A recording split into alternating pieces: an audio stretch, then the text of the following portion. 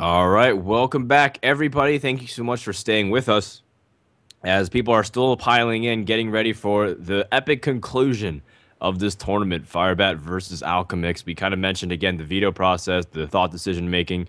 We even mentioned about the little bit of their personalities and how they like to have certain play styles. Alchemix favoring a little bit more of that aggro. Firebat really likes that mid-rangey type of that versatility and being able to kind of read your opponent and adapt to the situation while having a lot of flexible options.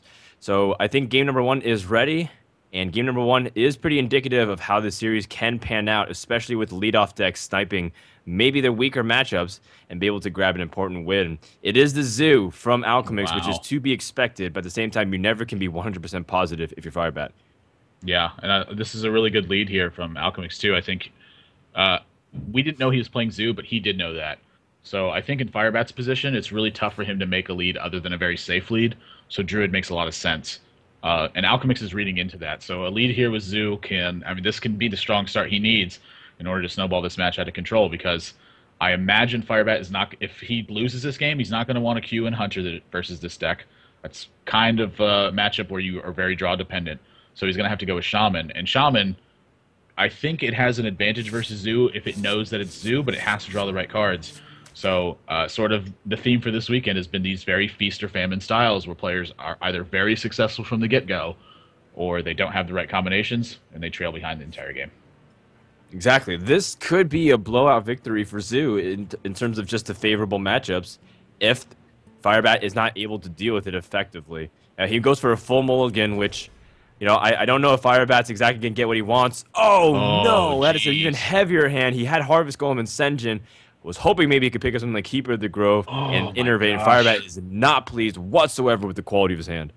That has to be like, I think if you, like, the one thing you don't want to do as Druid in this matchup is draw 5 cost plus cards in your opening hand, and he actually has no play until turn 5 right now. So if he doesn't play from the right side of his deck for pretty much the rest of this game, I think that Alchemix is just going to be able to run him over.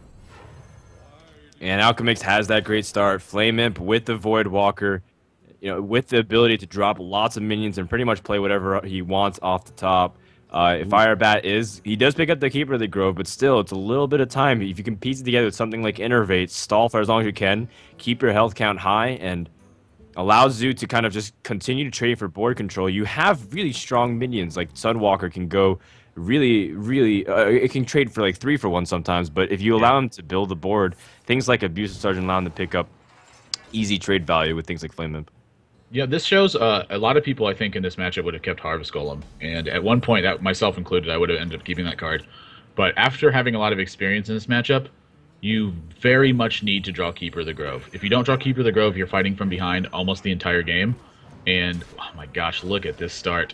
And in this position, Keeper of the Grove might not even be good enough to take it down. Because if he has Harvest Golem here on turn 3, all that's happening is the Voidwalker's eating that damage. Like nothing's actually really getting accomplished. Oh, But a card wow. like Keeper of the Grove might be able to swing this game at least sort of in his favor. So I think it's reasonable to mulligan pretty much everything that isn't Innervate for Keeper of the Grove in this matchup. Because again, just the amount of board presence it provides is exactly what you need to take control of the board and really see your equity of this matchup pan out.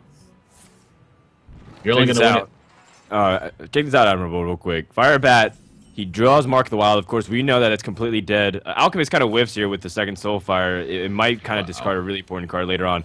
But Firebat also tried to pretend like he was about to play his Sunwalker, so making it seem like maybe he has a hard choice and can throw a curveball to Alchemist, making him feel like he has to play around something that doesn't exist. Yeah, like maybe Alchemix is like maybe he's trying to send the message that like, hey, I have a swipe and an innervate, and that's really the only play I have. But it's something that I can do, and this is going to be really bad when he sees the Soulfire. And he even has the Ruby Neg, which is kind of that Yep. insurance I, against AoE. I like life tapping here first. I think you want to discard any one of these cards except for Soulfire, honestly. Sure. I don't know about the egg here. I think honestly I'd rather discard the egg than discarding the Soulfire. I think the second Soulfire is too valuable based off what's inevitably about to come. If his hand has been proven super heavy and Ooh. Alchemix has done the research once again on Firebat, he's not playing that token very clearly. You need to have that Soulfire to be able to push through. He is going to drop the egg first, and He's even actually not going to opt to Soulfire. keep the Soulfire. He has 9 Huh. damage from the hand if he can kind of piece everything together. Oh, this could be what Firebat needed to turn this game around. Oh man, he draws a swipe, and that allows him to go for a full damage board clear. He leaves a 0-1 to Rubian Egg, but still doesn't feel very confident. You know, your opponent's coming up on really powerful mana turns where he can drop something like Doomguard, and how are you going to be able to respond to something like that? What does Alchemix need to draw for lethal here? Even if he swipes. Like, say he clears the board with swipe, which seems like a very... I mean, it seems like the natural play. Alchemix is one of these guys who sometimes even plays Leroy in the Zoo deck and maybe scales back something like Doomguard. And the interest is tech card, so maybe if he gets something like a Charger like that, he's able to just piece it together. Right now, again, he has 9 from the hand, still a little bit on the riskier side. Thinking about maybe tapping, but I think loading up the board, just trying to get that extra damage in might be the more important thing to do. And then trying to finish up with Soulfire afterwards, like hope to get lucky. Because if you take a look at it this turn, like say he puts all the damage into Firebat's face, and Firebat taunts up, but isn't able to armor up afterwards. Do you you have an archer your own egg here? Yeah, I was about to ask you to kind of put yourself in a situation to be able to just push out as much damage as possible. You don't have an egg activator otherwise. I kind of like this actually. Wow, that's the versatility. So Firebat's on 6 mana now. Alchemix had the coin, so Firebat's on 6 mana this turn. Gosh, this is brutal. I think you got a Sunwalker though. On turn 7, you need the Druid of the Claw and the Mark of the Wild. Yep, Sunwalker does die to everything crashing into it, so you're just hoping your opponent doesn't pick up an answer immediately. Defender of Argus off the top. That's a pretty good one. That's pretty nasty indeed. It's not going to be... It's a 50% chance to be lethal this turn, like if Alchemix wants to take that, but I don't think he needs to. So he can Defender up now, this 4-4 and the 1-2, and then the 5-5 is going to trample over this 4-5. Oh, Void Terror. Now that's interesting as well. We haven't seen too much Void Terror dominance, but it's still very effective in Zoo because of its way it synergizes with things like the Rubian Egg. Yep. I think he's going to go for the win next turn. He's looking at the 50-50 right now. Oh my gosh, is he going to take it? Oh my gosh, he's going to go for it. Wow. I mean, why not? You're in such a down position, and he... Oh my gosh! The Soulfire to the face has ended the game, and Alchemix has weighed his options. Firebat loses with his Druid deck, and that is one of the best ways you can kind of take out Zoo if you somehow are able to stabilize. They just cannot deal with the amount of back-to-back taunts. So Firebat drops a very crucial game 1, and Alchemix is off to a 1-0 lead. Wow. I mean, sometimes, again, we've been talking about these risky strategies that pay off. And if he discards that Soulfire here in this spot, his opponent's still at 4 life, and he's got a Void Terror moving into his next couple of turns, and the Void Terror is going to be just massive against Druid. He's already seen a Keeper of the Grove. Keeper of the Grove needs to just be dealing 2 damage to restabilize the board anyway. So he's just going to have big minions, and he's going to be drawing 2 cards a turn. So cards like Doomguard, Power Overwhelming. Again, as you mentioned, he might even have Leroy Jenkins in his deck. It's kind of a risky play, but he's not in the worst shape if he manages to discard his other Soulfire. He's still fine and very much in the game. So going for a 50-50 right there, it kind of makes sense. But it's again, there's some risk to it. There's arguments on both sides, but I definitely don't disagree with this play. I think going for the win right there is way more than fair. The logic also could be that it becomes increasingly more difficult to kind of push through from that point on. You're expecting big taunt turns, something like Ancient of War coming out, and then you're basically going to be stuck in the same exact position anyways. And also, this also tells me that Alchemix runs something like Doomguard. Because if he draws something like Doomguard, then all of a sudden the quality of hand becomes much clunkier if he's not able to pair something. Because then the 50-50 becomes very painful. So Alchemix is kind of going for the front load. Hopefully he gets for the win. If not, he still has options to kind of burst through. And whatever he top deck, hopefully he was able to kind of respond to something huge that would be inevitably coming out in the upcoming mana turns. Yeah, I agree. Okay, game number 2 is about to begin. Firebat has to put the pass behind him. He's shown that he was a little bit on the emotional side, and he was going to rely on that Shaman like you mentioned. Oh, he does pick up a very important card in Lightning Storm, but he needs a little bit more because you can reset Zoo a couple times, but now with things like the Rubian Egg, they are more resilient to things like the Lightning Storm. Yeah, it's a couple of cards. Airshock got a lot more important in this matchup, where before it was decent, it could take out things like Young Priestess and Argent Squires. the ability to shut off an egg now is a lot more important than it was. I'm sorry, Earthshock becomes a lot more important because of the ability to shut off egg than it was prior to egg being existing. So before you would mulligan Earthshock, I think, and try to find these more critical cards, but now you have a big argument for keeping it. So this mulligan I think is fine. Unbound Elemental's a great card in this matchup. Feral Spirit obviously is a very good card. Lightning Storm's obviously a very good card. These are all things that you need in the early game to help stave off your opponent, unless you have things like Rockbiter and Lightning Bolt, which he doesn't have. So there's two different routes that this deck can go. And the thing about Zoo now is they have to figure out which one his opponent's trying to do and kind of move from there. So if he thinks his opponent's playing on the Feral Spirit plan, saving things like Abusive Sergeant is not that bad of an idea. If you think he's on the Lightning Bolt plan or on the Rockbiter plan, using him is better because you want to push through that damage. Oh, geez. Second Lightning Storm, though, is very clutch for Firebat, and timing these things are going to be really important. Make sure you're not overloaded on crucial turns, so mana management will be a key factor. Check this out, that Alchemix does have that Power Overwhelming Void Terror combination, which makes every Zoo player kind of salivate because of the amount of pressure you can put on your opponent with that kind of combo, with trade and then dropping a Void Terror that's like a 9/7 or something. Right. It's super intimidating. This is a tough turn, too, because you don't want this Unbound Elemental to get out of control. This is one of the ways that Shaman can put together a really big string of rolling turns, is if they're able to follow this up with one of their 3-drop overload spells and then start picking apart your minions. So if he has Feral Spirit here, I think Alchemix is going to be in a bit of trouble. Oh, he's going to choose to trade with the Unbound now. This is the other alternative. Is because what I was thinking is he either needs to Power Overwhelming and take this out now, or he needs to kill it with all of his boards. So it kind of sucks for your opponent to have a 3-mana 2/4 taunt. But again, the alternative is that card getting bigger and bigger every single turn, and him kind of attacking on his own time instead of on yours. This feels like it's just a board that you want to completely sweep out from your opponent, but Firebat's follow-up plays are going to be super weak. And the Feral Spirits at the same time are also prone to just get completely traded out as well. So I feel like it's not exactly the most ideal Lightning Storm board, but Firebat might not have a choice here. I can kind of agree with you, and what he has to think about this turn isn't whether or not he Lightning Storms, it's how his next couple of turns pan out. So he's planning his 4 and his 5 and his 6, because on turn 6, he obviously wants to play Fire Elemental. So this Azure Drake likely stranded in his hand for a while, and on turn 5, he's not going to be able to cast probably a Lightning Storm or a Feral Spirit, so he's got to think about how bad his turn 5 is going to be if all he has is Azure Drake. Like, In that respect, is there merit to just Totem Passing because you don't want to overload yourself on turn 6? You'd use it for turn 4. I think there's a lot of merit to hexing as well, because you do kind of want a Lightning Storm on turn 4 going into 5. Mm-hmm. Also a good point. I think Totem Passing is also reasonable, though. All of these options are viable, and they all have very different routes, and that's the issue here. Okay, well, he's going to go for the board sweep, and hopefully he really prays that Alchemix has cards that are slow, that kind of reset, or even situational ones, like a Defender of Arcus naked on the board. Yep, that's what happened. That's what Alchemix happens to have, is situational cards. I think he's going to play this Void Terror here. I think a 3/3 is more than enough.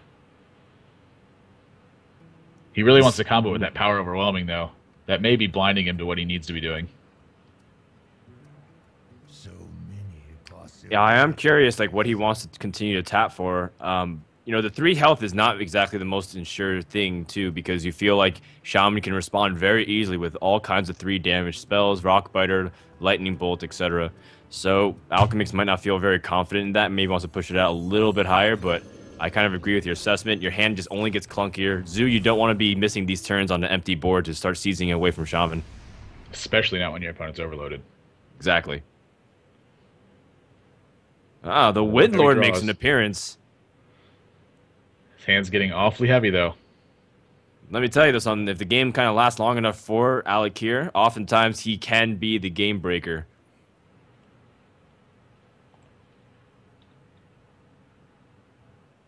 This is something that Firebat likes to do, by the way. He likes to grab these cards. Yeah, pretend like he has tough options or something. It's something you don't see a lot of players do. It's something I did notice a lot of the players in the OGN tournaments were doing. Was kind of grabbing their cards and thinking a lot. I think it just really acts as that. It's not really bluffing to an extent, but it's also just it helps you think while being able to make your opponent second guess themselves. Because look at Alchemix doing. Just all these cards are bouncing, and he's kind of like hovering, taking a long time. And I like it. It's patient play. That's a pretty good one. Which do you taunt here, by the way, with the Defender of Argus? Do you taunt the Flame Imp to make yourself slightly more resilient to the naked Lightning Storm, or do you kind of push for a stronger minion so that way you can't just get picked up with value with a 3 damage spell?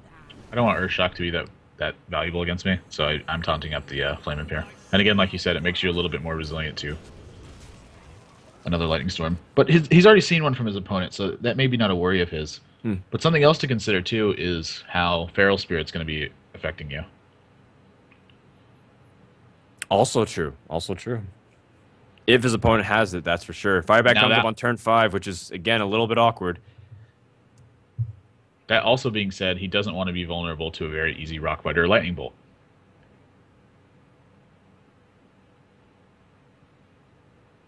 Firebat has removal options, but how does he pair everything together? At least in an appealing way. This might be a Hex turn.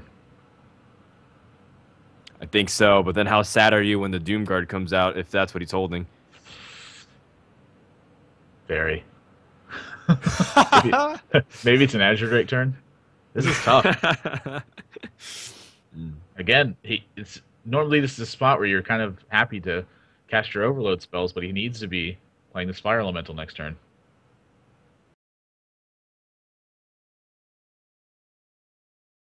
The board, and they're pushing through because look at how much damage is going to... If you Azure Drakes and goes for a Fire Elemental, look what kind of damage he's going to be taking the following 2 turns. Yep. He's taking at least 11. Next one, he's going to drop to 12 health. His opponent has a Doom Guard. That's just going to put him at 7. Can he really bounce back? Power. Class that doesn't have healing. Wow, I'm really surprised he chooses to use Feral Spirit when he has an option to use Lightning Storm after rolling spell power. Well, he wants a little bit of bigger value. Alchemix goes for the insta-tap because his Elven Archer isn't exactly the most expensive minion in mana cost, but it is enough to kind of push through with some of these Divine Shields and minions that have high enough health. Does he kind of account for the Lightning Storm, or is he just going to push for damage? Gosh. I don't know. I think you had your bets. I think you're not afraid of a Fire Elemental the following turn either, because he is overloaded, so at best, he has 4 mana. But he does end up going for the trade, which is the right move based off the information we know. But of course, Alchemix has just taken the safe approach. Firebat top decks and a Rubian Egg, which would have been a lot more useful early game if he was kind of able to activate it to some degree. Having that 4 mana creature to try to pick off 1 or 2 creatures would have been excellent.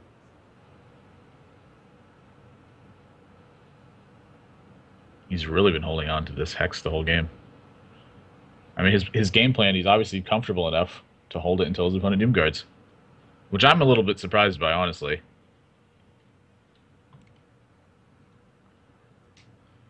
I can identify with Firebat, though, because if you get that Doom Guard drop right after you play the X, it's almost like a guaranteed loss in a way, because you have no way to deal that 7 damage. Right. Absolutely none, especially behind these taunts. So he might feel like a Hex into a Doom Guard play is a guaranteed loss versus at this stage maybe the Hex can at least fight back, but I don't know if he has a better option at the moment. Lightning Storm's just not very good here, frankly. Oh, he's going to go for it. I mean, if you miss this roll, this could be bad. Yeah, the 2 damage will make a difference, especially if he has things to continue to buff it and improve his damage across the board. He's actually potentially taking more damage because he waited. Because the 1/2 is becoming 2 1/1s now. Oh, that is true. Yep. He rolls low on the Defender of Argus. That's bad. That's the one he needed to roll high on, too. The Defender of Argus. Taking twice as much damage now as a result. All right, Alchemix gets the Dark Iron Dwarf. Wow. He has a lot of power. 8 from the hand.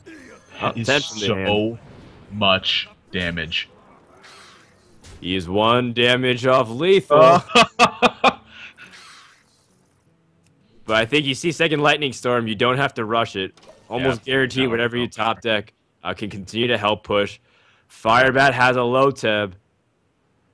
And this is exactly what I was mentioning earlier with Shaman, is it has all the tools to take down Zoo, but if it ends up drawing these heavier cards and isn't able to pick apart its opponent's turn, this is the situation you find yourself in. He's about to die with, let's count, 14, 19, 24.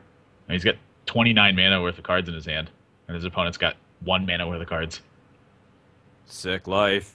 Firebat doesn't really have much options here, and whatever he does defensively just doesn't feel that great because again, this is where like rolling high on or rolling low on the Defender Argus really comes to haunt him because that 4 damage that's been done over the course of 2 turns makes it really difficult to kind of be able to snap call things like a Hex to stay alive because then you only have 2 damage versus the 4 and then put you within range of dying to the Doom Guard or Soulfire. So your range of having to play defensive and around, even though that seems like a kind of innocuous little unfortunate circumstance where he didn't kill off the Defender of Argus, really puts a dent into the plans of surviving 1 or 2 more turns.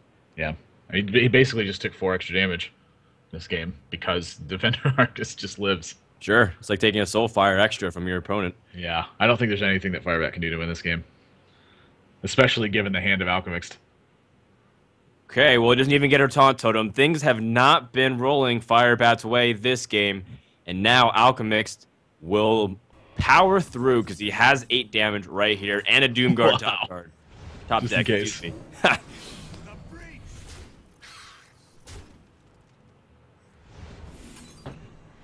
Oh man, how do you choose to end this game? It is a little bit of an art, and you choose to overkill by 2, so kind of a medium amount of BM.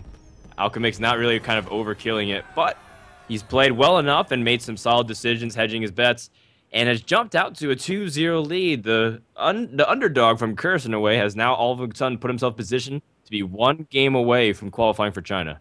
That's something we've seen from him too. He's been having great leads so far this tournament. I think his Warrior was a really great choice, and in the matchup where Warrior was good, it was good throughout all 3 games. And he's kind of honestly he's kind of done it again. His lineup seems to be filled with decks that are going to be good versus their opponent's entire lineup. And Zoo, against this particular lineup, is just massive.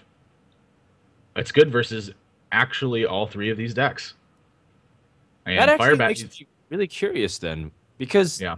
the Warrior also seems to struggle sometimes if your Shaman's built traditionally, and nowadays modern Warriors are relying less on those AoEs like Baron Geddon. You know, Druid also obviously fares pretty well if you can continue to do the mid-range pushes, and a Hunter also can kind of throw tempo out of a whack with things like Freezing Trap and Savannah Jaime continue to pressure and reduce your armor count. I'm interested in why Firebat kind of banned out this Warrior when a lot of the players have been favoring to ban out the Zoo or the Warlock class at large because they feel like they don't want to deal with that whatsoever. The amount of pressure Zoo can put out when they get the draws rolling is just way too high sometimes. Yeah, I imagine the veto is aimed more at the player than it is at the actual lineup. He's aware that Alchemist is a very strong Warrior player, has a lot of experience with it, and perhaps he's unfamiliar with the actual build that Alchemist is using as well, so that a lot of those things can come into account. And sort of, if you look at the lineups, I think it makes the least actual sense to veto Warrior, but it makes the most sense when you take into account how the actual player dynamic works. Sure.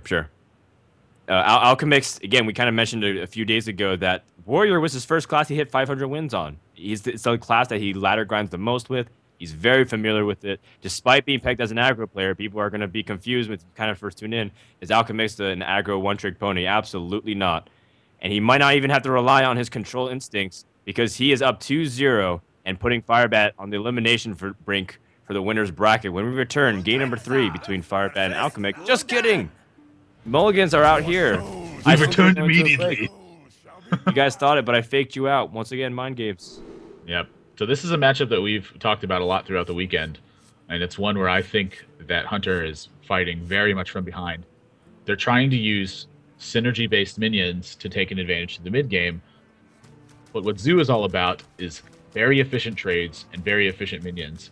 So what ends up happening is Hunter finds himself in a spot where none of their minions are kind of up to par, and so they're fighting from behind the entire game. The way they catch back up is typically through Unleash the Hounds and with Explosive Trap. We saw that Firebat is running Explosive Trap, but now Nerubianic's here to fight against that. So without an Unleash the Hounds to kind of back things up, this matchup can get way out of control very quickly. Look at that curve from Alchemix. You just have to pick up another one drop to increase your flexibility, maybe something even like the Abusive Sergeant, so that way you can activate an Nerubian Egg. And that is a very good way to kind of pace yourself accordingly. It's a little bit of a two-edged sword when you have you have 4 one-drops right near on the coin as the Hunter. If you have a lot of things that get you a fast start but can be vulnerable to Unleash the Hounds, it's a blessing and a curse at times. Yeah, so I love his curve. I love the quality of his hand. Yeah, Firebat's been having some pretty unfortunate luck so far. He's just not managed to pick up any of the key cards in the matchup he needs right from the get-go. Stuff like he needed Rockbiter and he needed Lightning Bolt against Zoo in the first matchup. I'm sorry, in the last matchup with Shaman. And now in the Druid matchup, obviously, he wanted cards like Wrath, Wild Growth, Innerbait. Finding none of those. And in this matchup, of course, he's needing cards like Explosive Trap and Unleash the Hounds. And he's just finding his 4-drops that get picked apart because your opponent is able to just run over your minions. Check this out. Firebat also has 2 options here with Freezing Trap and the Haunted Creeper. Freezing Trap could also make it that's difficult to play this Flame Imp ever. It becomes 3 mana. You're not exactly sure if your opponent will be able to play it, and also does damage again to itself. And also, one thing that's been really important is that Alchemix, not only does he pick up Abusive Sergeant and he's been drawing well, but he's been on the coin too, which gives him a lot of flexibility for how he can respond to opponents. And that's what gives Zoo, again, a really strong response to almost anything that comes out in the beginning stages. And Firebat would have loved to have the coin, because then he would be able to curve out really nicely. As a result, the next couple turns might be super awkward for him. Yeah, the triple 4-drop is definitely... This game's going to go one of 2 ways. Number 1, he's able to very easily stabilize with Oasis Snapjaw and 2 Houndmasters. Or number 2, he's just going to get run over. So it's like this is the alternate game plan from Unleash the Hounds, is hope that Oasis Snapjaw and Houndmaster combo shows up. Which it has in this case. But Alchemix has got a lot of tools to deal with this. He's got Nerubian Egg to help back himself up. He's got Power Overwhelming to help push through the taunt. He's got Abusive Sergeant to go along with that. Harvest Golem and Defender of Argus. It's just... Gosh, this is going to be a really tough game. This is going to be a tough game for both of these players. At this point now. That Freezing Trap, honestly, a pretty big blessing. And now he picks up Animal Companion. Wow. And that's exactly the card he needed. Crucial. Something like Misha would be excellent. Okay.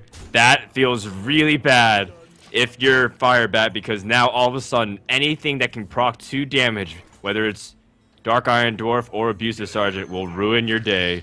Yep. Oh, man. It's a pretty unfortunate roll. I think you got to play Harvest Golem here.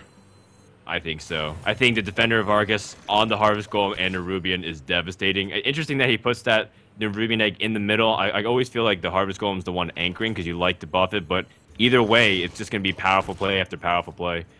Yep. Wow. You know what? Alchemix actually may have an argument here for taking down this turtle.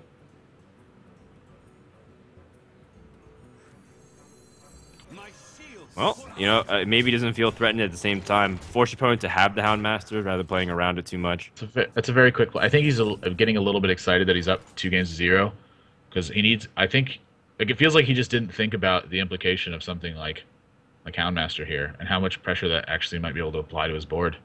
Maybe he's just not worried about it.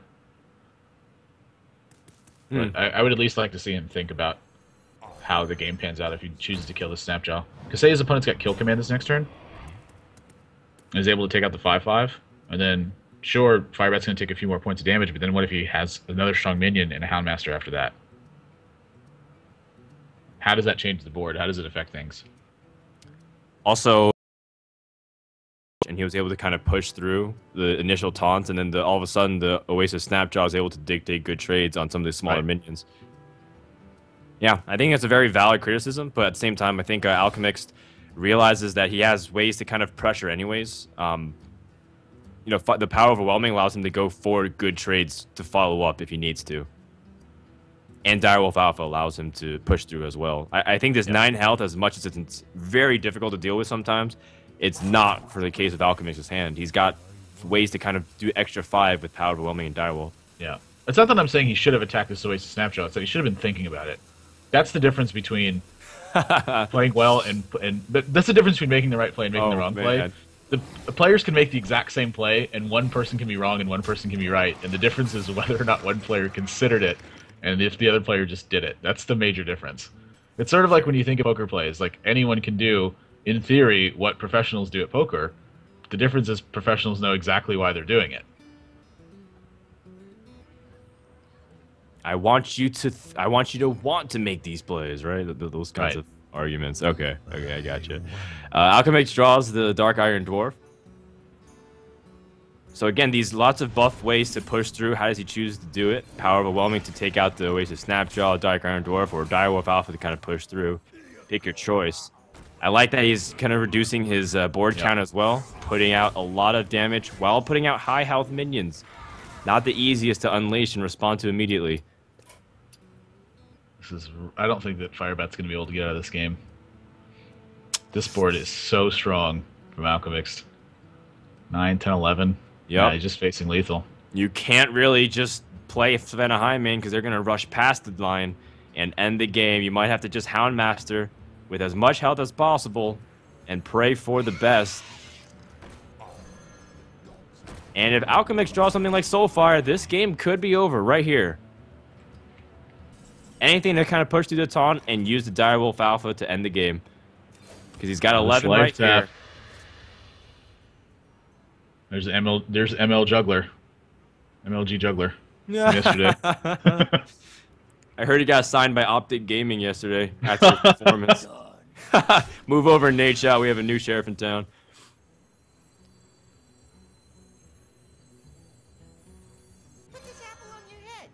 All right, well, let's see how these juggles kind of pan out. Oh, it hits a great target, and now he can pick up a very easy trade. Knife jugglers have been very deadly. Of course, it's so easy to pickpocket these situations and show, again, how annoying Zoo can be, but Alchemix has positioned himself and played very meticulously to position himself for success. Firebat has an explosive trap. With that, Leroy might allow him to go for a full board clear. He has to play Leroy here, and now he has to risk this juggler killing his Leroy. Oh, okay, so you can breathe a sigh of relief as Leroy gets the trade here. But now Alchemix can have a couple of draws. Defender of Argus is good. Shattered Sun Cleric is good. I mean, this is the desperation move you have to go through to stay in this game. And Alchemix... Oh my gosh! That's actually lethal because the juggler is going to hit for 1. That is true. Unless he kind of attacks beforehand, but he's taking the safe option. And of course, Alchemix will lose his entire board other than the Doom Guard, but it won't matter. As he's going to take this series 3-0 and send Firebat to the loser's bracket while he's playing his Zoo deck 3-0. Second time it's been happening, back-to-back series, in fact, for WEC NA Qualifier broadcast. And Firebat will have to go up against Tides of Time if he wants a ticket to China. Meanwhile, congratulations to Curse Alchemix, as he is the first player through to the final round, earning himself $2,000 and an all-expenses-paid trip to China that's going to be happening later this year in September. Not only, by the way, does he make it to the finals, but he makes it in a very impressive fashion. He's 9-1 over the course of this tournament now in games. That is with true. 2 3-0 series. That's just... It's hard to pull that off against a field of this caliber, but he's chosen strategies that are giving himself chances to do this. And that's one of the big differences between players who are able to put on these dominant performances and players who are going to go to 5 games a lot. It's kind of hard to pick which one of those strategies is better, honestly, because it always feels really good to 3-0, but sometimes those strategies are very risky because you find yourselves in spots where your lineup just isn't good versus their lineup. And those are the ones where you can often end up losing, like 3 games to 1, 3 games to 2, that sort of thing. But you'll find yourself in a lot of 3-0 spots. So I really like his strategy coming in. This is a very strong field. It paid off for him this time. 2 3-0 matches and a spot. I mean, what more can you ask for? There's a little mistake on the overlay, by the way. Firebat has not somehow magically advanced over Alchemix. There was no complication to his rules whatsoever. Alchemix is the one who advances, not Firebat. Firebat is not out, though. He will be the one playing against Tides. And both of them will end up advancing to the final show match where there is just a best of 7 for bragging rights and the ability to call yourself the regional champion for WEC, which has a lot of pride on the line. So Tides of Time versus Firebat will be coming up next for the lower bracket finals of the North American qualifiers. Stay tuned. We'll be right back with more action here for the Hearthstone qualifiers.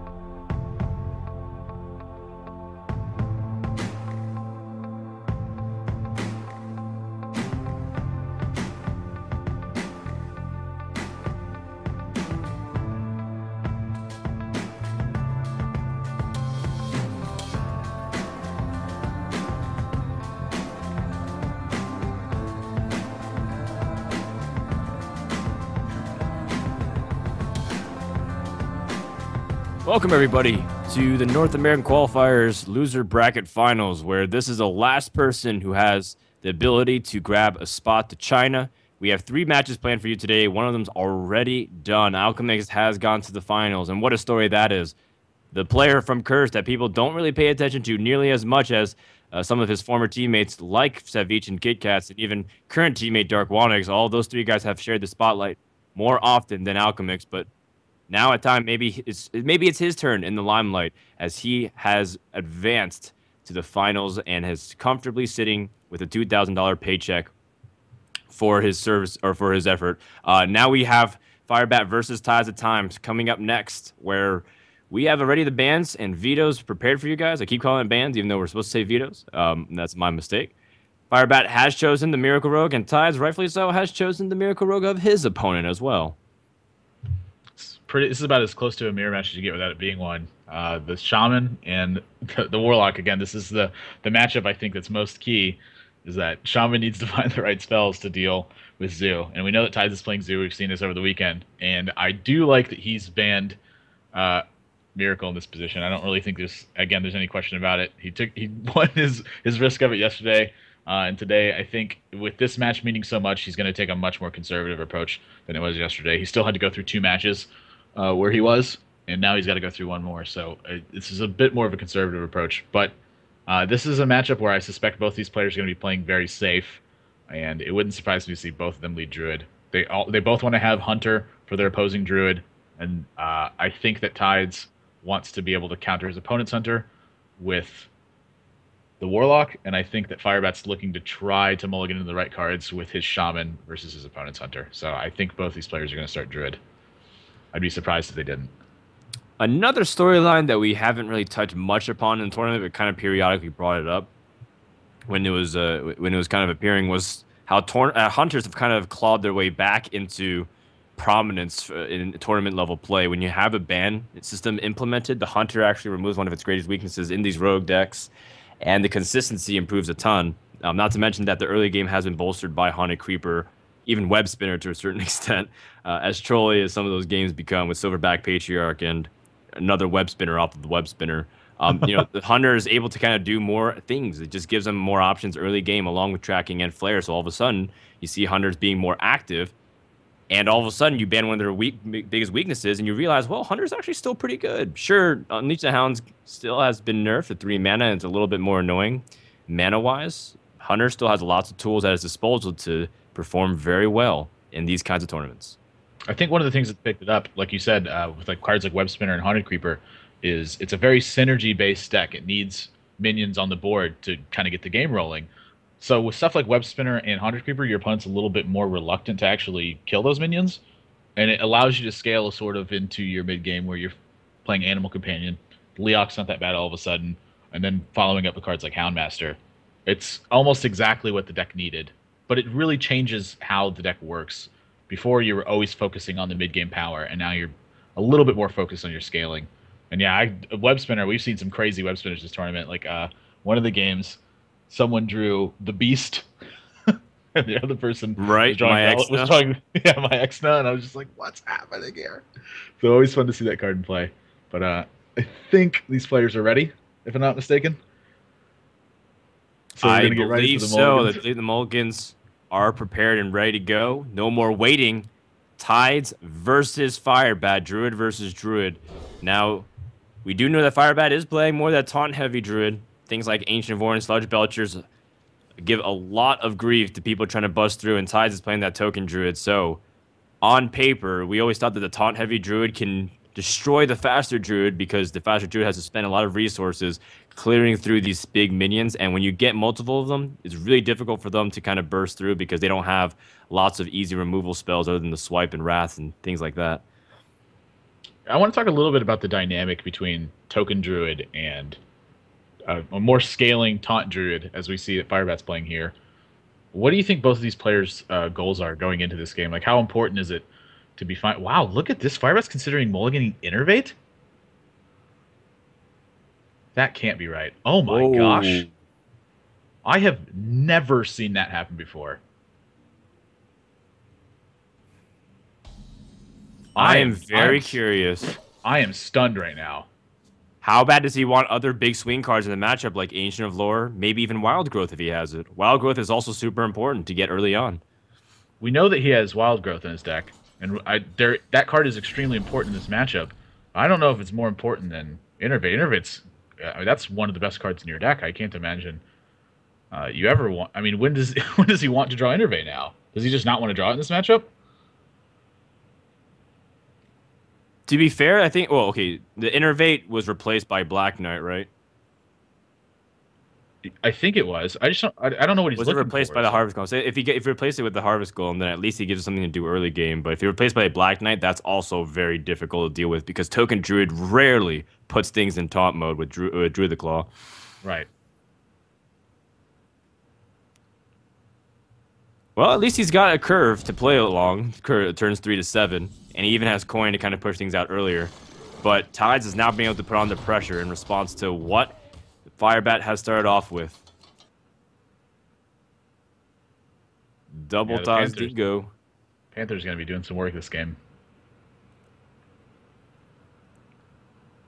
In a way, Panthers already done everything it wants to do. It's the equivalent of getting +1/+1 on some of these minions that Yep. normally you have, and sneaking in 6 damage, some capacity, is very effective already. It's actually one of the things that Druid can struggle with is 3/2s, believe it or not. Outside of Wrath or Keeper, it usually gets some work done. All right. Well, I agree Dingo with is this. coming out here for Firebat. And Tides can push through with things like Wrath or Keeper the Grove. That's exactly what he's going to do. It's important, I think, to use his Keeper just for the sake of development. Oh, and he gets the Azure Drake, too. That's a very good follow-up on turn 5. Before, he was looking a little bit like a removal turn. Yep. This is probably still going to be a removal turn. Well, Just because his opponent's got... Oh, my gosh. Oh, he's going to take this route. All right, so now there's a lot of board tension created. So a couple of things are happening here. The first one is that he's opening himself a little bit to a card like Swipe. But I think at the end of the day, he's just okay with that. So if his opponent swipes, he's able to take big initiative on the board with something like Cairn. And the second thing to consider is that he's actually got Black Knight in his hand. So he wants this 3/5 on the board, or perhaps something even bigger. Like at this point, I think Firebat is going to often consider how safe he is taunting up again. And that's where Tides is really trying to find his advantage. In this matchup, Firebat's Black Knight is almost always dead, and Tides' Black Knight is just almost always strong. He's actually going to choose to draw a card here. well, let's see what Firebat picks off the top. Sunwalker is also great, but we all know that that is fodder to get completely destroyed by the Black Knight. Yep. And sure, This is sometimes you want a another- whole Black Knight for something like Ancient of War, but the value immediately gained by putting a 4/5 body into something like Ancient of War when you have options like Keeper anyways is also just as great, if not greater. Yep. I'd like to see Tides, unless he's going to Wrath his Golem for 3, I'd like to see him just use his hero power. I don't know what he's digging to. His hand's already so strong. Oh, I think that's exactly, what he just caught too. It was so instinctual to Wrath this for 1. No, I don't know. Maybe he's going to... I'm not sure exactly why he wants to draw a card here. Because if he uses hero power, it's basically the same thing as drawing a card, it's just the card he draws is Wrath.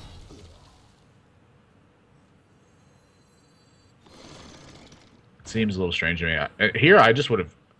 I think it's almost better to just trade in your Harvest Golem, and then get the Cairn on the board. Because you still come out with a 2-1 damage golem, so you're trading 2 health on your minion, or 3 health on your minion effectively for a 4/5 harvest golem on the board. But now this Cairn's potentially going to get stuck in his hand. And this also makes a couple of his draws weaker, so if he draws something like Ancient of Lore... Well, you know, I think... Ooh. Tides instantly removing his friend there. And that's the price you pay for trying to message your friend. Good call by Tides. Yep. Yeah, I think I agree with your analysis here. Wrath is very versatile, but Tides might be digging for something in response, trying to find a way to end it. Now, interesting that he hesitated so much about this Harvest Golem, like you were kind of mentioning. And he's going to kind of play around it, so that way, whatever this Harvest Golem attacks into, it's going to suicide. Again, an interesting deviation to choices here from the standard play that we expect. And Tides, you know, whenever you get to pick his brain, it's that he's always playing around a lot of these options that his opponent has that may be fringe cases, but also... partially why it puts him in such a touted range of players that says that he's a fantastic control player, maybe one of the best in the world. So maybe he understands something that we don't about this matchup. Well, he's going to get a huge Black Knight value here now. So maybe that's what Yeah. he's trying. Maybe he was trying to get his opponent to play a taunt like this on a board where they felt comfortable playing it. Like into a Cairn, does your opponent feel comfortable playing this taunt? Maybe not. So, oh, geez. Ooh. But Tides has got Keeper still. Yep. And that keeper This, can do 5 yep, damage with its battle yeah. cry. This match is about to get very ugly for Firebat. Keeper plus the ability to follow it with something like Power of the Wild is just gross. Oh man. And now Tides of Time has completely seized control of this matchup. Yeah, I think he's considering going all face too. I don't even think I'd attack this 5-5. I think I just go straight. It's 5 damage right now when you have Savage Roar and a Charge Druid in your hand. And plus, if you draw Force Nature, your opponent's going to be sitting at 11 with you having Savage Roar in your hand. I think the damage is... I think 1/3 of your opponent's health is too much to pass up for a 5-5. Because the other thing, too, is that 2 of your minions are just resilient to attacks. So even if your opponent attacks those, it doesn't really accomplish anything. So you sacrifice your 3-5, and you get 5 extra damage on your opponent. Well, Tides plays a little bit on the safer approach, even though he is playing the faster deck. I understand what you're saying. I guess he doesn't want him to lose value by killing the Keeper immediately. Yeah. The trade-off is that you get to end the game this turn. I think he still ends it, though. That's way more than enough for lethal, I think. Yeah, that's 15. I think so, with Druid of the Claw and the charge mode. Yep, that's 17 damage that Tides has. Boom. And Tides of Time is going to win game number 1. Firebat is on a 4-game losing streak with some questionable decisions that we don't necessarily agree with, but maybe he has a mindset of it. But at the same time, it's a little bit more frazzled. This is not the Firebat that we saw on the first day of competition, where he seemed very confident in his decisions. He was making some solid plays overall and proving why he is one of the most feared ladder players in all of the world. You know, Firebat is always constantly ranked in the top 3 of Legend. And now all of a sudden the wheels are coming off the wagon. And I don't know what to do if you're Firebat's position. You know, you're dropping games left and right, and now he's left with his Shaman, and he's left with his Hunter, decks that can be good, but his Druid was an important anchor in this entire series. You need that Druid to kind of keep you level and grounded because it's able to kind of be stable against all kinds of decks. And unfortunately for Firebat, he's down once again in this series to start things off. Yeah, that game is kind of... It just swung out of control really quickly. Tides' draw was really strong. I still don't understand mulliganing the Innervate. Like, doing something like mulliganing Innervate is just... It's asking to fall behind, which is what the entire game is about, getting ahead with Druid, because it's hard to make a recovery. So when you're struggling to make a recovery, it's usually because you didn't have something like Innervate. Like, the extra 2 mana makes a very big difference in how the game's going to pan out. I would really like to hear his thoughts on it, but frankly, I very much disagree, and it wouldn't surprise me to hear the opinions of a lot of people disagreeing. And so it's tough. Outside of that, I don't really know if either of these players made any mistakes that are game impacting. But mulliganing Innervate. What do you think? Have you ever mulliganed an Innervate? I only mulligan Innervate if, well, one, if I'm playing like a deck that doesn't even make sense to have Innervate and I have like a really good hand, or 2, I'm high/drunk, or both. I don't really have an excuse to mulligan Innervate ever, because the tempo play in the mirror matchup is almost too good to pass up. In the Druid mirror matchup, the Innervate allows you to put out a minion that forces reaction, maybe removal from your opponent. And then who's really the control player in that respect, right? If you put out a really powerful minion early on, Tides has to be the one controlling the board. Then you're putting out and following up with more threats. And then Tides is kind of like spending time, all of his ability to answer, and then he's not able to put any damage. And then you're the one who draws into combo earlier and then end the game. That's the power of Innervate. It allows you to be postured in positions that normally don't allow you to be. Right, and that's exactly sort of the point that I'm getting at. It's like you're fighting from... This could just be like the pressure getting to him, too. I mean, this is a big tournament. There's thousands of people watching this. This is a very important match for a pretty large sum of money. And then on top of that, it's battling for even more money later on. So a lot of things are coming into effect here, and that can get to people. It's hard to really explain to someone how that feels unless you've been in that position before. And I've been there before, and I can tell you, it makes you nervous to know that there's this many people watching you and potentially scrutinizing your play.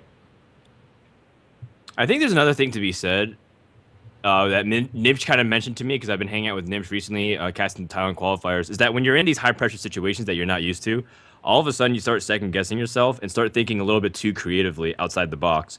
You started thinking, well, what do I actually need to snap this losing streak? Do I need to do something crazy different? Do I need to mix things up? Is there something wrong with how I'm approaching it?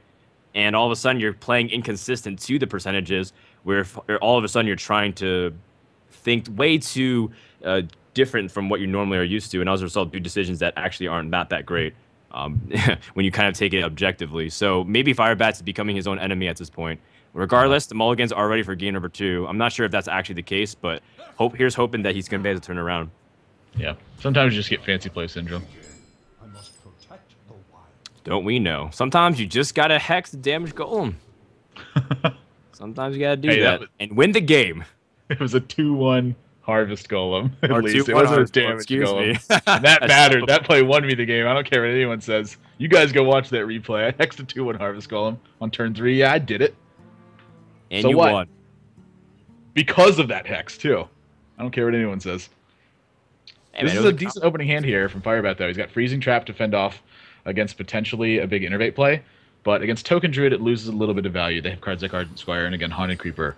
But Unleash the Hounds and Buzzard is the combo you need in this matchup in order to put things really into their place. Well, double Freezing Trap isn't exactly necessary. So Firebat kind of whiffing here on draws with things to do. At the same time, I wouldn't blame him for just playing up the Freezing Trap on Naked turn 2. It, again, disrupts the tempo, like you said, and it can throw a big wrench into things if they choose to innervate something out. Yep. All right, Tides' hand is pretty good, too. He's got double Violet Teacher. He's got Power of the Wild. You know, he can coin it out on turn 3, turn 4 Violet Teacher, and then just push out an insane army with 2/2s. You do kind of make yourself prone to Unleash the Hounds, but at a certain point, you can't really just keep respecting Unleash the Hounds. We've seen multiple times throughout the tournament that some players, as much as they're playing into Unleash the Hounds, they're forcing their opponents to have it. They have to have the Buzzard and Unleash the Hounds to get even full value.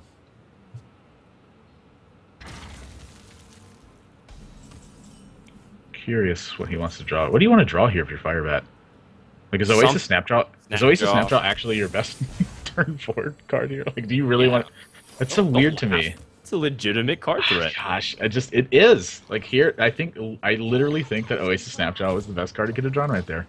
Turtle Tide's hand, by the way, looking pretty good. Well, Firebat's going to immediately respond with low tap for a good reason. He's got nothing else really on this turn. Yeah. And kind of force the ability to at least control the board. And that's what the Hunter would like to do. If you can control the board and kind of force a strong reaction, have something like Violet Teacher with Power of the Wilds, then he's able to do something really nice. But Tides is going to respond, most likely by trading into this low tap. Oh, he's going to wait because he does have the Freezing Trap live. I forgot about that secret, which was blocked by the opponent's hand. Yeah. I was just about to mention attacking here is very unfortunate. And that I was like, I think pretty sure he has to keep her just to make sure that this low tap can't get out of control. And now Firebat really dictating the pace of this game. They're still battling for it, though. Tides has got some really strong plays to turn this around. And this game is going to come down to how much he ends up extending into this board. So this play can be interpreted a couple different ways. Oh, never mind. He's just going to Unleash the Hounds. I thought he was going to use the Stone Tusk Boar here for some reason. So I think when he has Timberwolf, it gives him the ability to dictate the trades and go for a board clear. I'm really surprised he does that because his opponent's got a Violet Teacher on the board. Oh, that Hunter's Mark could change a lot. It could. It can keep his opponent alive. It does play into Swipe more. Yeah, I think he's going to go for the Hunter's Mark here. Lothab's going to stay alive. As you said, it plays a little bit more into Swipe, but it does force your opponent to use Swipe. Wow, he picks up a second Unleash. Combo. I think boy. Around here, Admirable. Yeah, that is a pretty huge draw right now. You know, interesting to notice, too, that Firebat has seen the Keeper, and he didn't get the Savannah Highmane in the opening hands. And that would have been a really powerful thing as well. Oh my gosh, that is a huge draw. Not bad, if I say so myself. Tides goes for the board clear, and he has something to play with it. It's not even just a straight-up swipe, which often allows your opponent to play something like Savannah Highmane. At least he can potentially respond to a threat that Firebat drops here. Kill command doesn't do it. Flare into Savannah Highmane would be the optimal scenario. Eagle Hornbow is not bad either. This is pretty good here. Yeah. This is a lot of potential damage. He actually probably can start making a push for... I don't know about that. I mean, it's just going to trigger the Freezing Trap, right? Yeah, the damage golem is gonna give him what he wants. Yeah, I'm pretty sure you just go 3 for the face. It's either 3 for the face or don't attack at all. You definitely don't attack the harvest golem. If you don't attack at all, though, you're going to start losing these charges because you have an explosive trap in your hand, too. I think you should just start pushing for the face, because look at what's happening now. Freezing trap's going to be 3 more damage, so Tides is going to go to 16 from another attack of this bow. Explosive trap is 2 more, and then 3 more on the bow. So that's going to drop him to 11, plus another hero power. That drops him to 9, and with a kill command in the hand, and then a Unleash and a Timberwolves,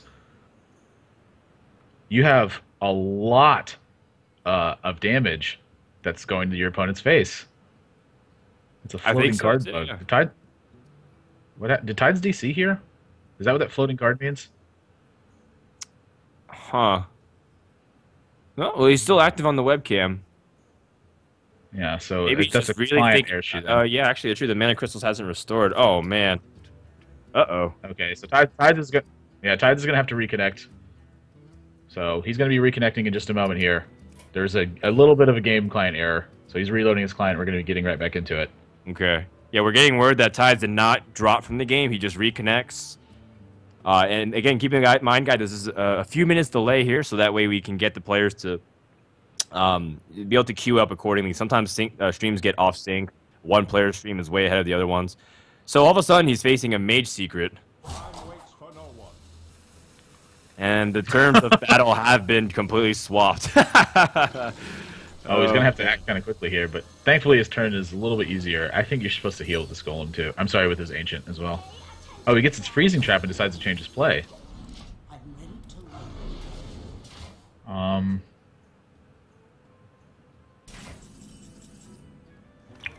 Interesting. I wonder why he deviated from ancient lore.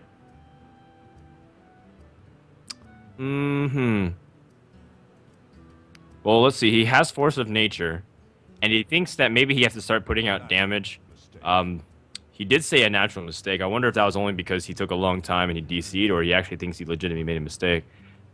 I think the Power of the Wild also can kind of put things outside of the explosive things range and maybe can put damage, although I'm not exactly sure either. He is coming up closer to the turn 9 mana where he can just use Force of Nature Savage Roar if he draws into it. But I do like the play of drawing or playing the Ancient of Lore and foregoing drawing to heal yourself. This is going to be a very close game, actually.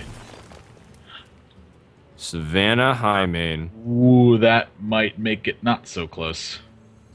Well, maybe, maybe not. You know, there is Wrath, there is Power of the Wild. You can go for trades. It's maybe not so obvious if to go for this play. And Firebat's hovering over the idea of maybe playing Explosive Trap. Like you said, you have a lot of damage. You have Unleash and Timberwolf. The more you let your opponent build the board, is there a way to potentially let your opponent lethal himself the following turn? Well, the attack on the 2/2 says that he's definitely considered Wrath at this point. Wow. Oh, man. Yep. That's a really strong response. Yep. And the Savannah Highmane goes down for free tempo here of Tides. He's able to squeeze in good removal while being able to pressure his opponent. Of course, we know that this plays directly into Unleash the Hounds once again. And that might give an option for Firebat to be able to go for a full board clear while being able to improve his board position. Yep. It's hard for Tides to make a push for lethal here without having a few minions on the board. So this is a really strong Unleash the Hounds turn, but he also gets to follow up with Explosive Trap to prevent like another Force of Nature from being able to make a big push if his opponent is a little bit careless with his minion order. And the 3 cards making a big impact here. If he picks up a second kill command. Now this game has gotten really weird because these 3 draws these aren't what you wanted. So he's got to figure out how he moves forward here. And he has a defensive position to take, and he has an offensive one to take. And with having this many strong cards in your hand, I think it makes a lot of sense for taking a defensive position because he can clear this board down. He's got an Eaglehorn Bow with an Explosive Trap, and he's got 3 strong minions with 2 Animal Companions and the Houndmaster. So he's really got to consider how these next couple of turns unfold and what he anticipates his opponent's going to do. Because Tides is down to 5 cards. We know that 2 of these minions have been freezing trapped at this point. A Haunted Creeper and a Harvest Golem. So your opponent only has an unidentified range of 3 cards. How do you go forward? I like drawing more cards here too. You don't need that Timberwolf anymore because your Unleashes are all gone. So it's better to just cycle it. He's reaching for the Explosive Trap. So he's going to go for the Violet Teacher clear and then hopefully... Oh, or is he? I think he's going to position himself so that the Violet Teacher might kill himself if he goes into it? No? Fire Bat. Moments of hesitation as the rope burns down. Well, Interesting choice. This is a kind of a strange position to be in too if you're Tides, because it's hard to race against that. And at the same time, it's like, do I want to attack into these minions? And the answer is yes, you do want to attack into these minions, and now it's a matter of how. Oh, Tides took... never mind, I thought he attacked the buzzard with his face. I thought he took an extra point of damage there. So, Explosive Trap not really pulling a lot of weight. The heal is so critical too here. I think Firebat read this hand for no Ancient Allure because it wasn't played already, and that may have really thrown him off his game plan. Maybe, maybe not. He still has really powerful turns. Whatever he rolls and the Animal Companions, things like Hound Masters can also be high impact. He still has Kill Command to control the board state. So it still hasn't gotten away from him whatsoever, and he's still floating at a good, comfortable life lead. And it's not exactly the easiest to just throw down the combo if your opponent has Explosive Trap. You're forced to hero power and attack before you can do anything like that.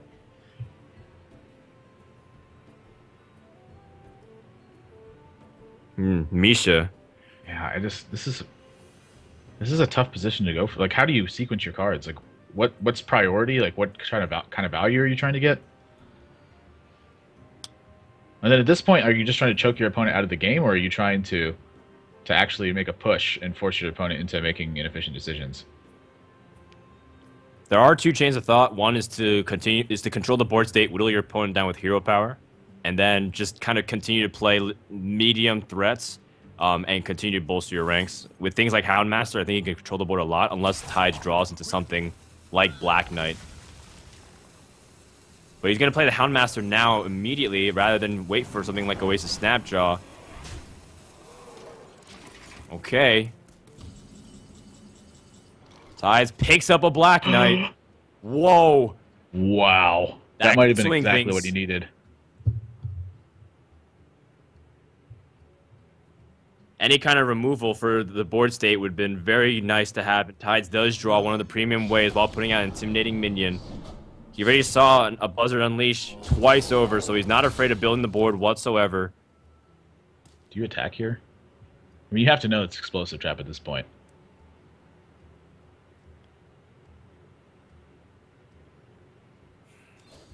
Do you power the wild first then? Just so that way you don't die to Explosive Trap? I think so. He realizes it's not Freezing Trap. He doesn't want it to be Misdirection either, and on the off chance where he attacks into one of his own creatures, or even worse, sets himself up for lethal. Eagle Horn Bow is not that useful for Firebat because he has a full mana worth stuff. If he had nothing else to do, he could attack and then re-equip, but he's got much better plays at his disposal. Second Misha. I wonder how much Huffer changes this if he makes it. So it'd be 8 to be 11, 12, 13. Huffer would have been a really big roll. That is true. Firebat getting a little unlucky there, but at least... even if it was Leok, it allowed him to be able to trade a little bit more effectively, too. See, Firebat is going to go for this Web Spinner, too. That could be make him a little bit more resilient to things like Swipe, because then he'll at least be able to pick up another minion to potentially draw and swing things. How crazy would it be if Firebat somehow pushed for damage and drew a King Crush if there was AoE removal at this moment?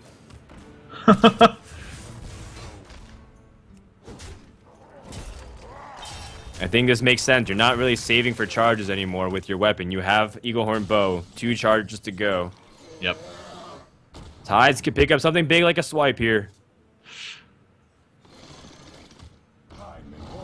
But instead, he's just playing cleanup duty. He's at 12 health. His opponent still has lots of wasted damage. If this Web Spinner draws a King Crush... Oh my gosh, what did it draw?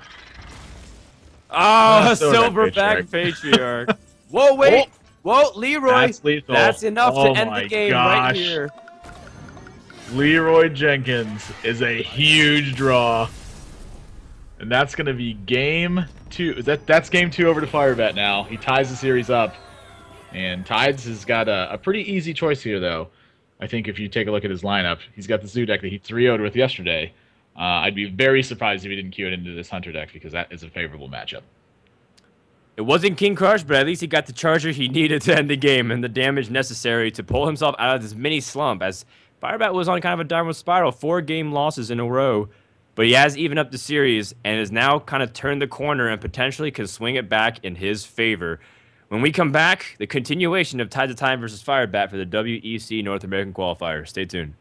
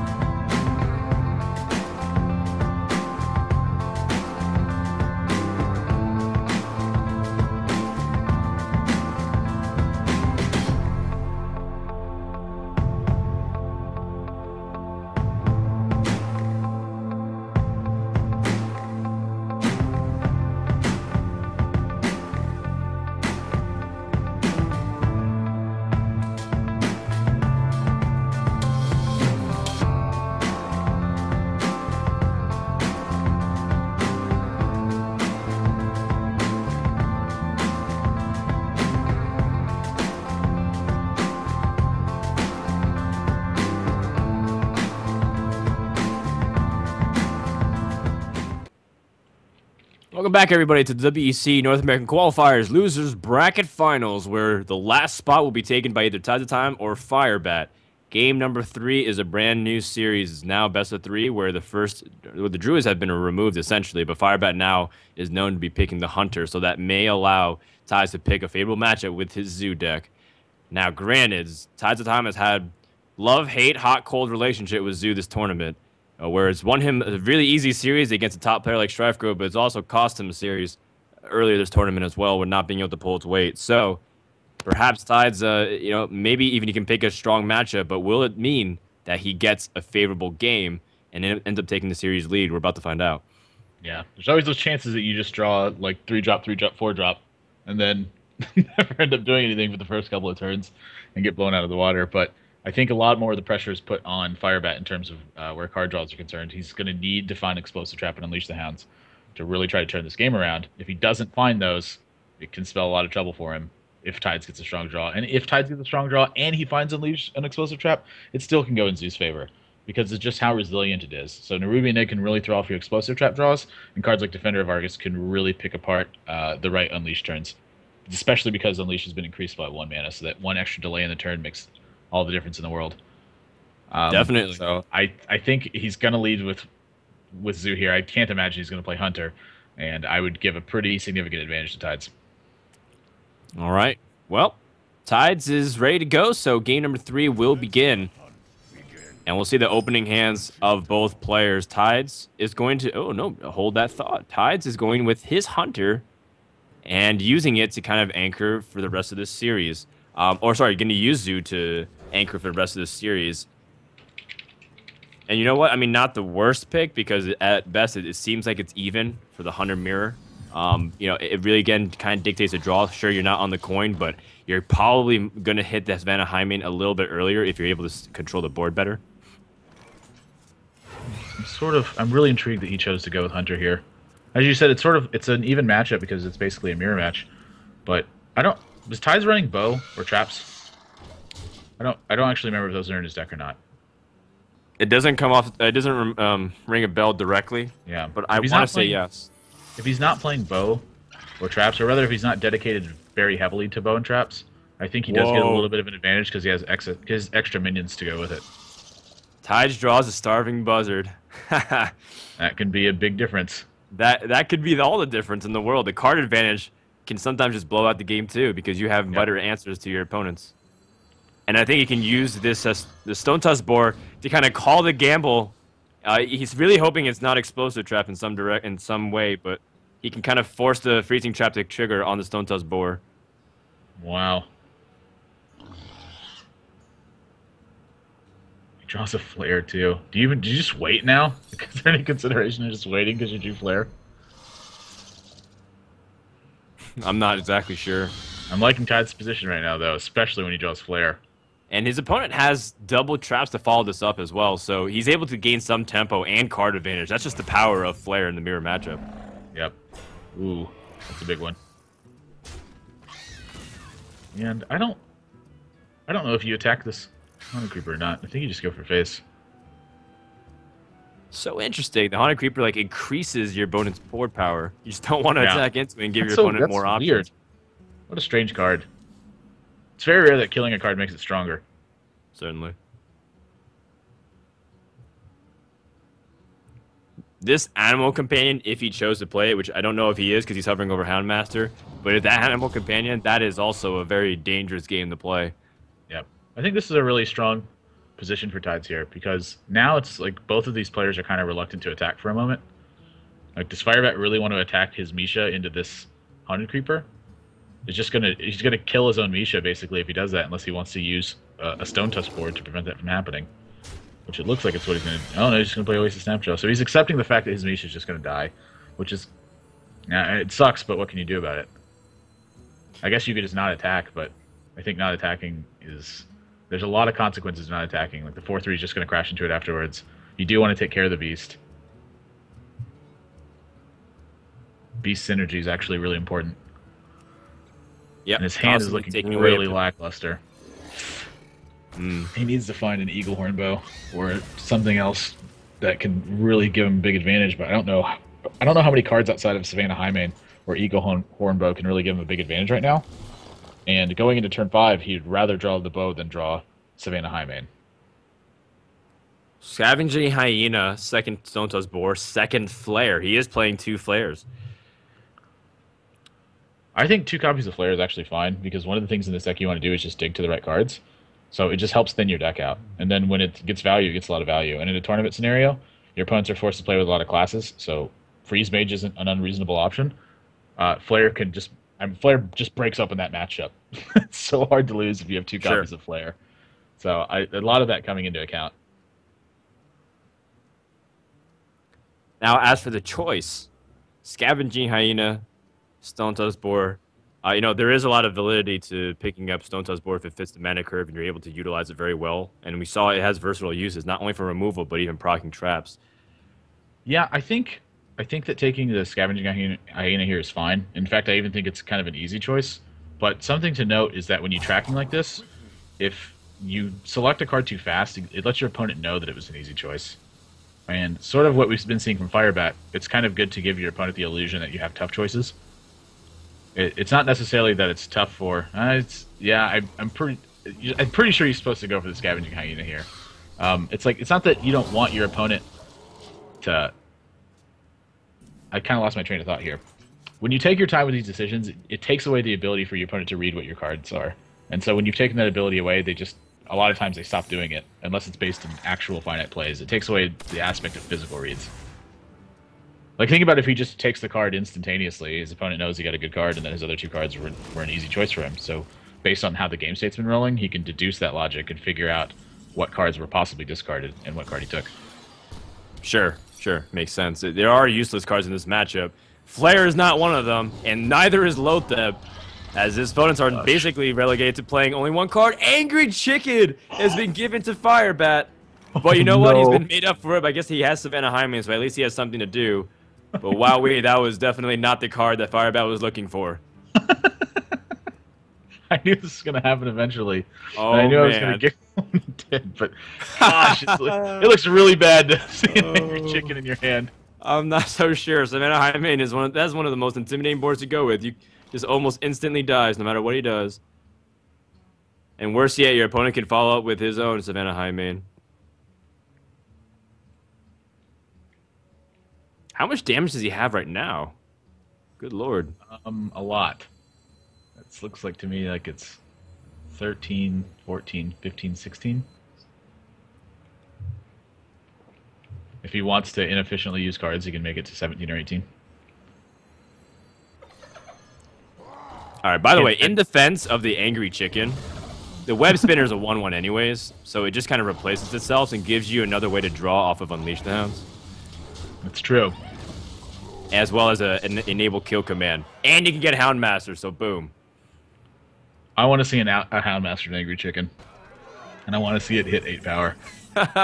Oh, well, he has Unleash the Hounds, which is very important because he needs to deal with this board immediately. That is 13 damage, 15 damage, just represented in the minions alone. Firebat could be looking at game number 3 loss here, but that Unleash the Hounds is an important pickup. Yeah, the problem is he's missing Buzzard. If he had Buzzard, this would be a great turn for him, and now that he doesn't have Buzzard, it's kind of mediocre. So do you send back the Hyena, or do you send back the Lotheb? I think you send back the Lotheb for sure. There's definitely ways around it. If he has Flare, then the Hyena does massive damage. If he has anything to trigger the Freezing Trap otherwise, with a Stone Tusk Boar again that he sent back earlier, then he takes massive damage. You have to get rid of the Hyena. By the way, this boar, once again, going to be 3 mana. Hero Boar. That boar is like a Flare. My goodness. A Flare that you buy back. Yeah, Just right? comes right back to your hand. Instant refund. Oh my goodness. Oh, jeez. Puffer. And the hero power puts Firebat at 3 health, and that is almost too difficult to come back from. Firebat realizes he probably can't win from this position. He is going to concede. And Time to Time is 1 game away for qualifying from China. And he even gets the Golden Stone Tusk board for his efforts. How fitting. Because I definitely think the Stone Tusk board played a large part in that win. Yeah, that was definitely a very big factor, was the board being able to fend off both the traps. And that actually may have been really factored into Tide's decision when he chose to queue up a center, is that he's got 2 copies of Flare, and then he's got 2 copies of Stone Tusk Boar, and then he knows that Firebat's running 2 copies of Freezing Trap. So when you take all those factors into consideration, I think that he's got a really good game plan to develop a big edge in that matchup. So it explains a lot. And then on top of that, he's got Zoo to fall back on, which is almost always going to put your opponent in an uncomfortable position should it go to game 5. So even before that happens, though, Firebat's got to get through this Hunter deck with Shaman, which, it's a little bit easier since your opponent some of their mana draws are taken up by Flare, but you still have to draw the right combinations of cards, and you still have to avoid things like big Buzzard Unleash turns. Because one of the ways you take an advantage is just if your opponent doesn't get that combination, and you can build up such a big board. Yep. So I think it's going to be tough for Firebat, and again, there's a lot of pressure on him, and this is for a lot of money. So this is do or die time now if you're Firebat. Okay, well, game number 4 is about to begin. No break as we get into potentially the last game of this series, depending on how Firebat's kind of reacting. Again, he didn't even want to see his last cards.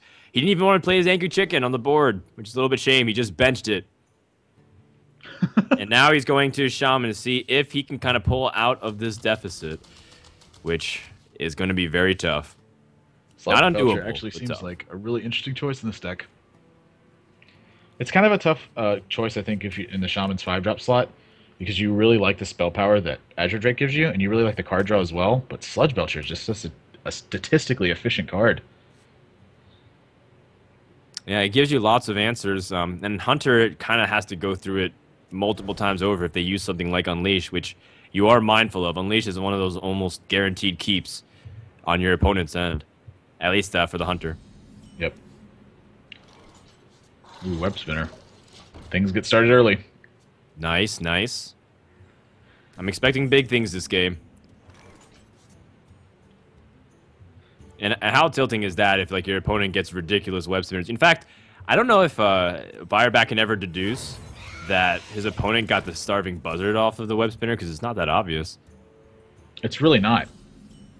The only time it's ever can be obvious is if you're playing really close attention to the cards, or if you know that your opponent's playing golden cards or something and they draw a non-golden version, or vice versa. For all he knows, maybe he drew Savannah Highmane, and that tilts him even more. Just oh my god, I can't believe maybe he drew this Highmane off of the web spinner. I drew Angry Chicken. That might be tilting as well. Just another reason why it's important to pay attention to where the cards are in your opponent's hand. Sure. All right, web spinner. What's it gonna be? Ah, a river crocolisk.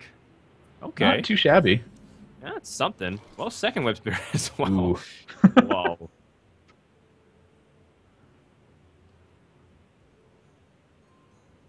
You know, I this like. I plays just aren't like. too obvious here. Yeah, I kind of like just dropping the minions though. Like you can still like. What are you tracking for? If you're tracking right here, you can just. I think you can save it and wait for for a position where you need more information. And like the web spinner is just totally random, so it's something that you're not going to be controlling in terms of what you draw. So what you draw from the web spinner makes a lot of sense. I'm sorry, makes a lot of difference, and because that can really affect your tracking. I think tracking actually was like his worst reasonable play here. So I'm glad he chose to forego that. There's a lot more opportunities for that tracking to get value. Yeah, you know, tracking scales into the later games so effectively. Yep. Other than maybe if it's the last three cards in your deck and you're in a fatigue war, tracking feels a little bit more useless in that scenario. But there is a very good scale to the point where you find exactly what you need in that situation to pull you out. So you know, holding on to it, I'm always a little bit in favor of if you don't need it to use it immediately. Yep.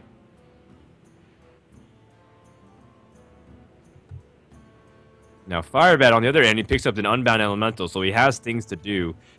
How do you kind of piece it together, though? Because as much as the Unbound is great for board, you know, dropping it and allowing your opponent to respond to it when you have ways to immediately buff it with Lightning Bolt the following turn on, like, the River Crocolisk, all of a sudden make your play not as obvious this turn as you thought. Yeah, I think it's still fine to turn it into like a 2/4 taunt, but the thing he's thinking about is how much Houndmaster swings the board, and that's really the power that that Hunter is harnessing is going into these turn 4 positions. If it's got a board presence that their opponent can't overcome, they constantly have to think about how much that affects what's really happening. So this is a really unique play, but I kind of like it. And his Flame Tongue's already naturally protected, and these minions end up putting together a lot of damage. But now he's got a good opportunity to use this Scavenging Hyena. I'd be very surprised if it didn't happen this turn. 2 Hunter's Markers on a boar. This is kind of a bad tracking, because once he takes his first Hunter's Mark, now he doesn't have access to a second one. So he's kind of happy to see the boar go, but he's really unhappy to see the second Hunter's Mark go. And the other thing about it is, since he needs access to Hunter's Mark, I think at some point in this game, he really doesn't want to sacrifice that potential, but it's not the card you want to take off a tracking. You know, you want to draw a Hunter's Mark as the game progresses. It's not the kind of card you want to be taking off a tracking and then just having it sit in your hand until you have to make something happen. Agreed. And you know, really the Hunter's Mark allows you to push through one of those bigger minions like Fire Elemental if you don't have an ability to answer it immediately with something like Kill Command. He's really thinking about taking a Stone Tusk Boar. Stone Tusk Boar allows him to continue to buff up that Hyena. He already has one on the board. He can create a minion that has 4 health at least. He's running out of time. Yeah. I think you just go for the Hyena. Let the totem stay there for one more turn. Okay. But he is going to be a little bit vulnerable to this Lightning Storm or the Unbound Lightning Bolt play, which allows him to buff to a 3/5. I'm curious his thoughts on not letting the spider die. Makes him more resilient to Lightning Storm. It's really close. Well, it makes it lightning boltable, is what it does. But it's still a really close decision, because you do have to consider how much you're investing into something like against Hex or Earthshock. So it's one of those very painful trade-offs that you're just not happy to have to make the decision for.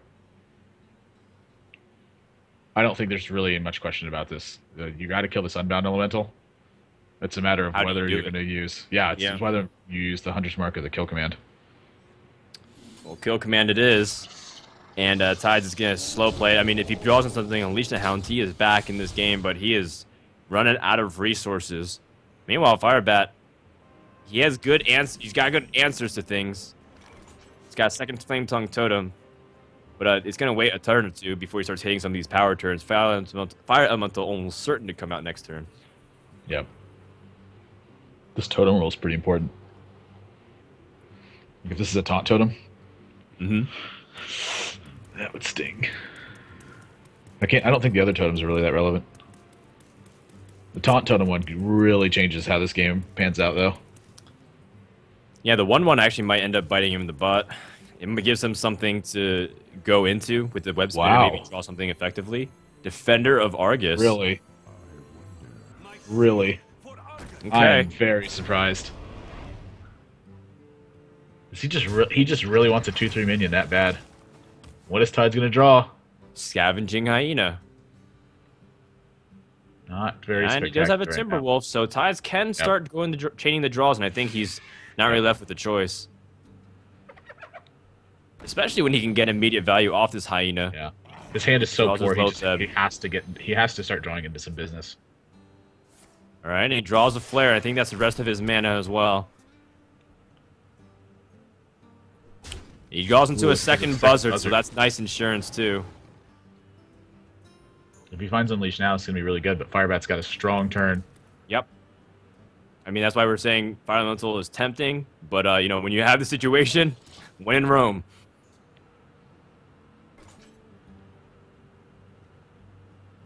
Oh my gosh! And he draws Feral Spirits. This looks like a Lightning Storm Feral Spirit turn to me. But you can really justify using Fire Elemental too. Like if you just Fire Elemental the 3/5 and then attack the buzzard. It's such a strong position to be in. And if you Lightning Storm here and you fail, it can get really bad. So you'd have to attack, I think, with the Defender of Argus first if you're going to do that. Sure. I still think this is better though. I think this is his best option. Yeah, Just I like protection Feral for the Spirit card. as a follow-up too. Yeah, Because your opponent just go ahead.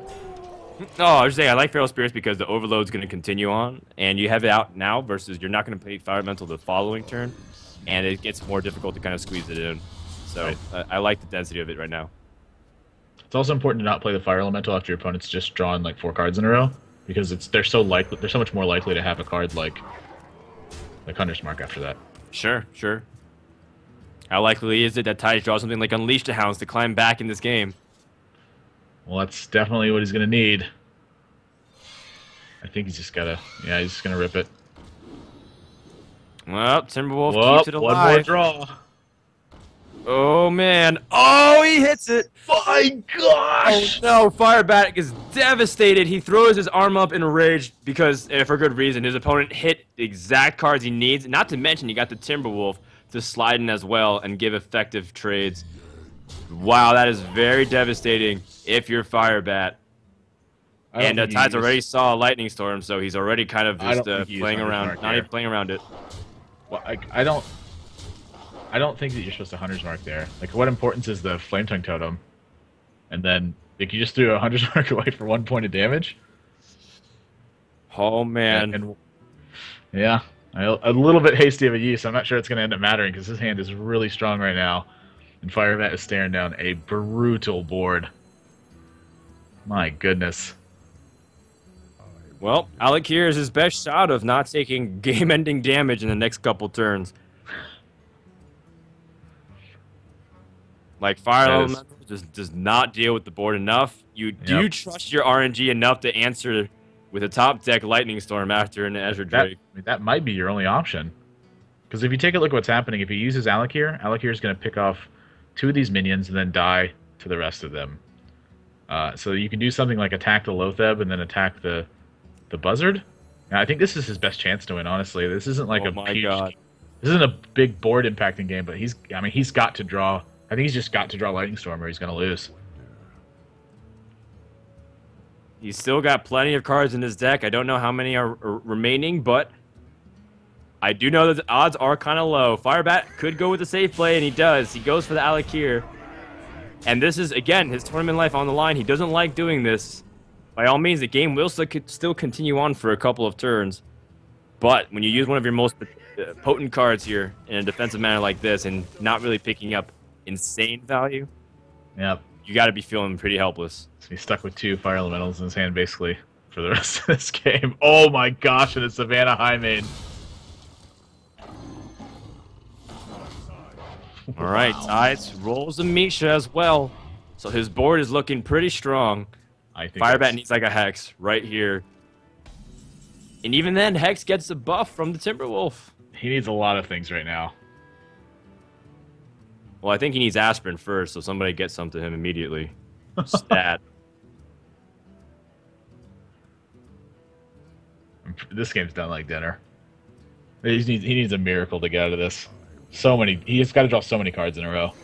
Okay, well, Hex could be one of the important ones. Rock Biter, that's not what he needs. And Firebat concedes. That is it. Tides is going to China. Firebat, despite playing immaculately in day number 1, has dropped back-to-back series, as Alchemix and Tides will be your North American representatives in the beginning of September for the $62,000 tournament. Congratulations to Tides, as he did fight from the lowers bracket and was able to get a spot. Firebat, you know what? A great placing in top 3, but you gotta feel a little crushed because he came so close to being one of those guys to have a breakout performance, but in the end, he'll be remembered for choking a little bit on day number 3.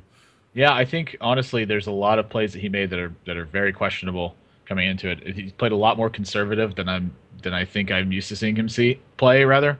And Tides, I think, did a fantastic job in recognizing the positions he was in.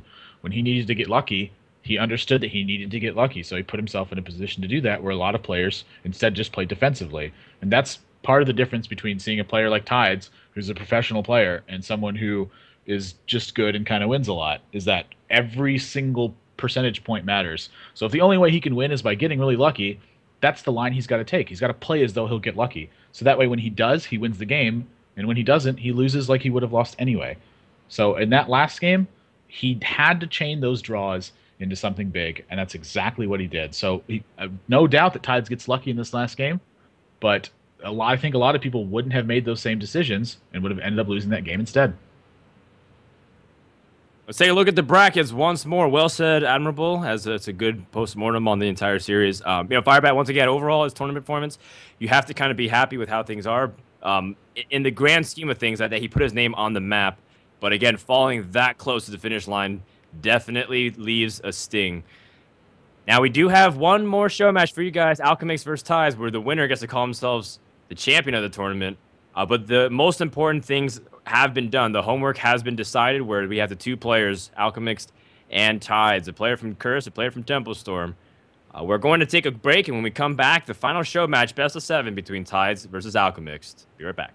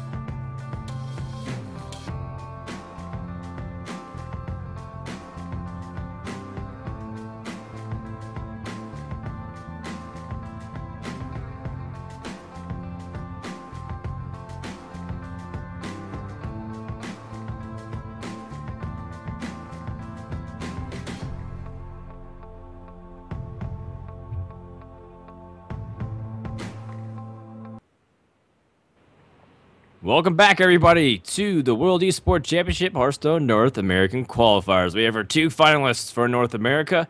We have Tides of Time and Alchemix. They'll be joining Dark Wanix and RDU in China in just 1 month's time. We still don't have the final details on the stream for that event yet, but I'm sure 2P.com will release more in the upcoming weeks, so make sure to stay tuned for that. In the meantime, we have one final show match for you to determine who's the winner of the entire thing, whether it's Tides or Alchemix. For players like Admirable, who's a top level player and also a guy who's competed a lot even in recent memory, sometimes this match means more than important than the entire thing. Whether or not how you got here is not important so much as being able to call yourself the champion, especially with these guys and their competitive natures. Yeah, with 32,000 people watching, and now you have your spot secured, there's nothing on the line here except for pride, but those are the matches, in my opinion, that make it the most important, is because you want to be called the absolute winner. Second place is just, it sucks to be second place, and I can tell you that from a lot of second place experience. I've come up just short a lot in Hearthstone. It's other games where I seem to have a lot more first place success. But here, I know how both of these players feel. They both want to win. Alchemix, like you said, he's kind of been under the radar for the past couple of weeks since he hasn't been competing in too much stuff. And Tides always is thirsty for the win. He hates losing.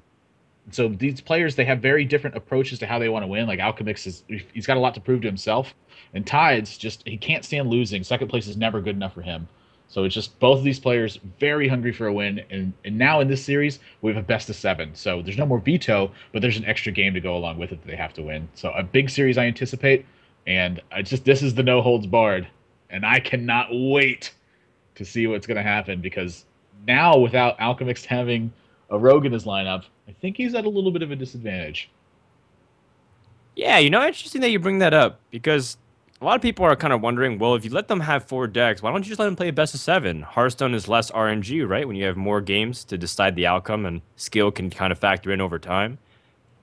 But the entire concept of the ban system is so that you can play a long series while being able to implement more strategic decision making and match preparation. So that way you can study up on your opponents, the metagame, or even how you kind of curtail your lineup to be able to field against the rest of the classes in Hearthstone.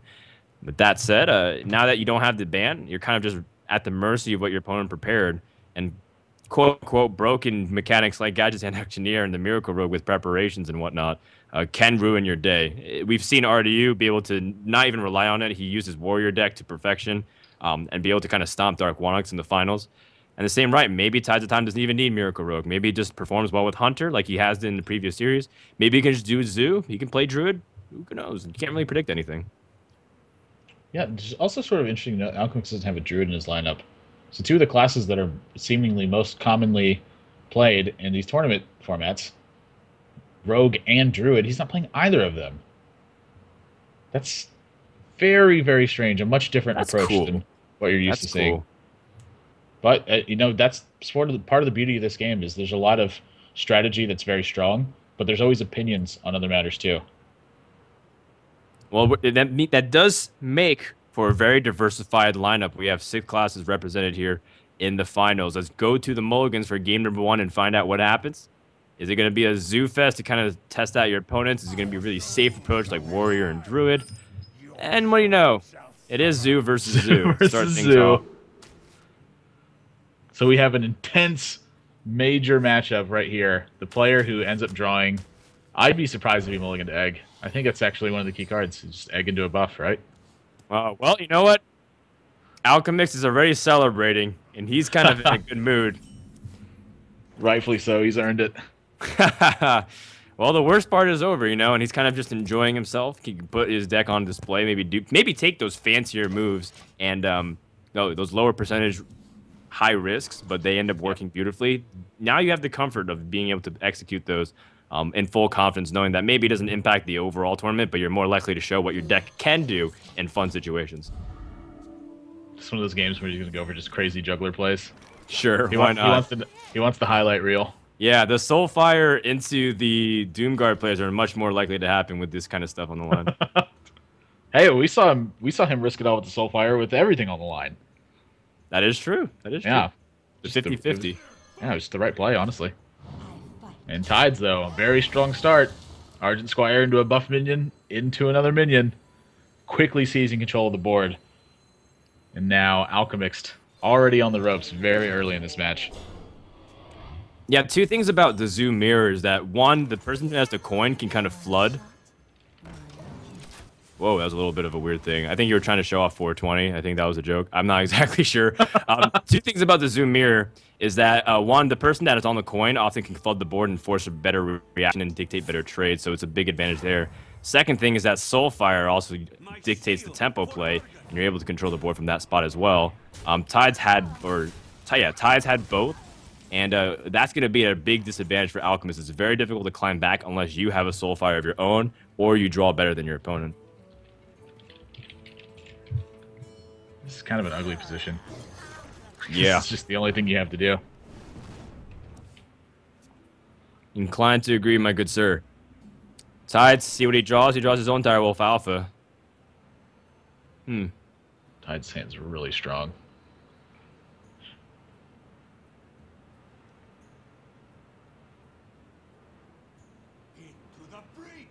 Do you like saving your Soulfire, or do you like pushing in with it? I think you can save Soulfire right here. Yep. Again, the whole goal is just to keep control of the board, which Sure. you can do very easily. So one of the only ways it actually gets out of control is if his opponent's able to swing it. So, not that I think a Doomguard's going to swing this by any means, but it's certainly one of the ways that it can happen. Like a couple strong minions, like say he's had like Harvest Golem with another, I guess like an Ardent Squire, and then followed that up with like a Doomguard of his own. At that point, he can start to swing the board in his favor. Or potentially could, and that's where Soulfire becomes important. There's just no reason to use it. So it kind of loses value as he continues to draw cards because he has to hedge his bets against drawing his own Doomguard or a second Soulfire. But he doesn't just need to use it right there, I don't think. Especially not with Dark Iron Dwarf in his hand. His hand's just so strong. And now he can just make a big push for damage.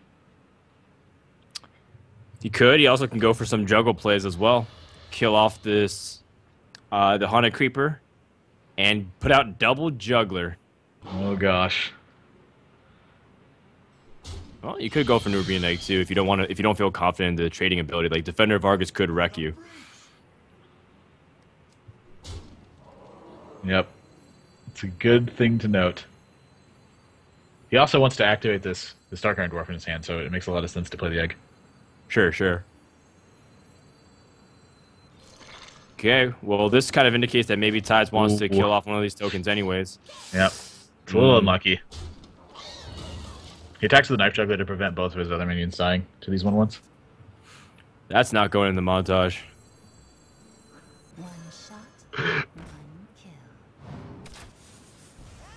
All right, well, Alchemist gets really important cards. Again, these Elven Archers are there to swing the mirror and be able to kind of continue to build the board presence with things like this, and all of a sudden, Tides have kind of turned.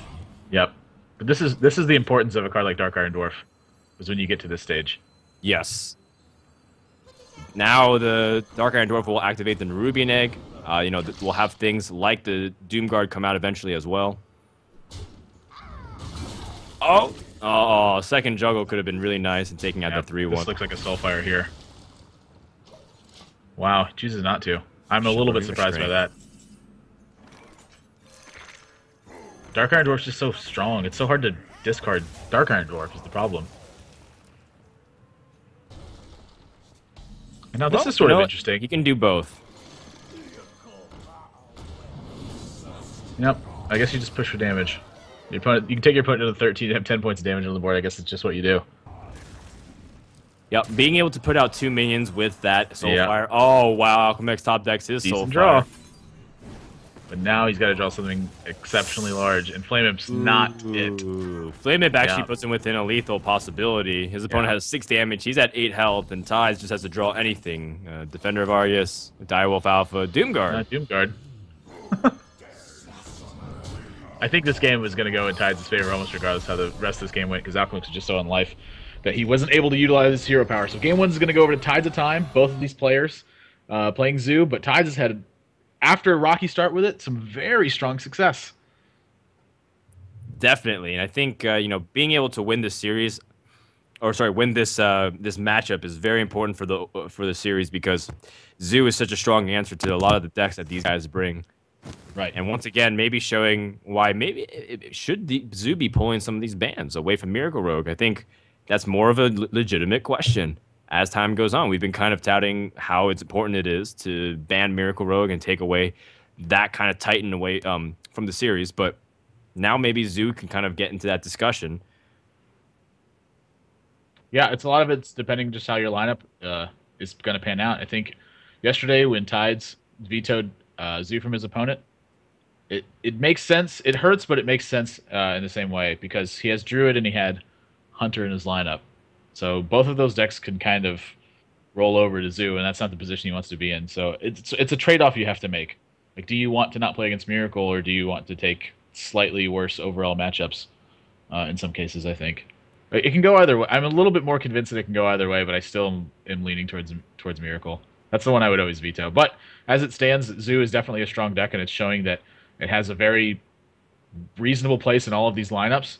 And with the Naxxramas cards, it's pushing a lot harder than it was before. Before it was so much more vulnerable and fragile, and now it just gets stronger into its mid game. It has another 4/4 minion to go along with the Dark Iron Dwarf, which just that's so much pressure to deal with. I don't know what combination of cards you have to use to fight against that. Well, if it depends on what class you're asking. Fiery War Axe is one of those combination of cards, or at least the MVP cards, to take out Zoo and basically swing at the legs and take out the momentum from underneath them. Unstable Ghoul, potentially another card that can do it as well, but with things like Nerubian Egg, make you a little more resilient. Tide seemed to be in a better mood now that game one's out of the way, and I think maybe he's settled in the fact that he has qualified for China, so it seems to be lighter. Before, he was pretty intense and serious about the entire situation. Yeah, this is a kind of a rough draw too. It always hurts to have Abusive Sergeant and not be able to play it turn one, because if your opponent has so many answers, like if his opponent has Unstable Ghoul now to go along with it, Armor Smith or Cruel Taskmaster, you're just giving them a card. All right, well, Alchemist knows exactly what it is. Coining out either the Fiery War Axe or Unstable Ghoul is an option, but he opts to pass. Do you like that pass? Because then now all of a sudden he loses 1 mana where he could have squeezed in something else. Yeah, I think it's fine because you can make up the mana later, and at the same time, turn 4 Sludge Belcher looks like it's pretty crucial. Mm-hmm. So he's not so pressed for life when his opponent doesn't have a 1-drop either. So I think he almost always anticipates it being a long game. I don't like playing the Unstable Ghoul before the Fiery War Axe when there's a Haunted Creeper out. I think the Fiery War Axe needs to be able to set it up so that the Ghoul is going to be able to get good value. I can understand it, again, if you're maybe afraid of some buffing and stuff, but I think the Axe is also able to take away tempo from whatever comes out, and then your Ghoul becomes pretty powerful. I can kind of agree with that. It's like a rough position to be in. I'm not sure how I feel about the Ghoul either. Honestly, I think Armor Up's just probably better. You're not under any pressure. Oh, man. Well, you're not under any pressure. Like, you're taking 1 damage and you're gaining 2. Sure. How important is the development? You kind of want your opponent to overextend before you choose to use that card, right? Or do you want to wait till you have like an Acolyte, or just like he's playing it into a board where if it dies, nothing happens. Well, he took out the Abusive Sergeant, but that damage has already been done. And more importantly, it's even closer to the point where you might pop in the Nerubian Egg. So a follow-up Whirlwind with like an Acolyte, if you held it, becomes increasingly more difficult. I think Alchemist is actually coming to the same conclusion. Yeah. In terms of watching the match history, like, you know what, maybe in hindsight, I probably should have developed it a little bit later. Yeah, I would have liked to see it held. And then here, I don't think there's any question. I think it's Armor Smith is a very easy play. Ooh, second Soulfire. Oh, mama. Could be bad. Ah, well, he keeps the Soulfire. Not too bad for Tides. I think keeping a Soulfire is really important for your options as Zoo. Kind of live with that Harvest Golem, but second Soulfire is very nice. Yeah, I don't know which one he wants more here, honestly. I don't know if he'd rather have the Soulfire or... I think he'd rather have the Soulfire just simply because of Sludge Belcher being a card. Which is likely what we're going to see this turn. That Unstable Ghoul, honestly, playing that too early might have cost him a lot of the ability to gain back the ground he loses in this game. Yeah, the axe has not been able to respond to it. It's just been sitting there. Like, how long has this been for the? How many times has this happened, where the warrior starts off with the fire war axe, but by turn 5 he still hasn't had an opportunity to play it. It's pretty rare, honestly, especially against Zoo. Tides is just he's happened to draw his death rattle minions, and that is definitely a position where you're going to see a lot of struggling from the warrior because the warrior's so reliant on just picking everything apart and moving forward from there that when they're not able to use fiery war axe, it takes away a lot of the edge that they can develop in this game. Like ideally, you want to just be doing stuff like killing a flame imp and then killing a knife juggler, and then moving on. But he hasn't had that liberty at all. He's just been fighting the whole game against his opponent having strong death rattle minions. I like buffing the Spectral Spire to a 3/3. It forces a little bit more damage on the backswing if he has something like Fiery War Axe. Also, things like Core Crown Elite become way less effective. You have to choose between 2 targets you don't want to kill whatsoever. Let me ask you this. This is sort of an interesting thought that I had. Is there any merit to reducing your egg to 1 health? So that way, if your opponent has a Whirlwind play, that you get a 4/4 out of it?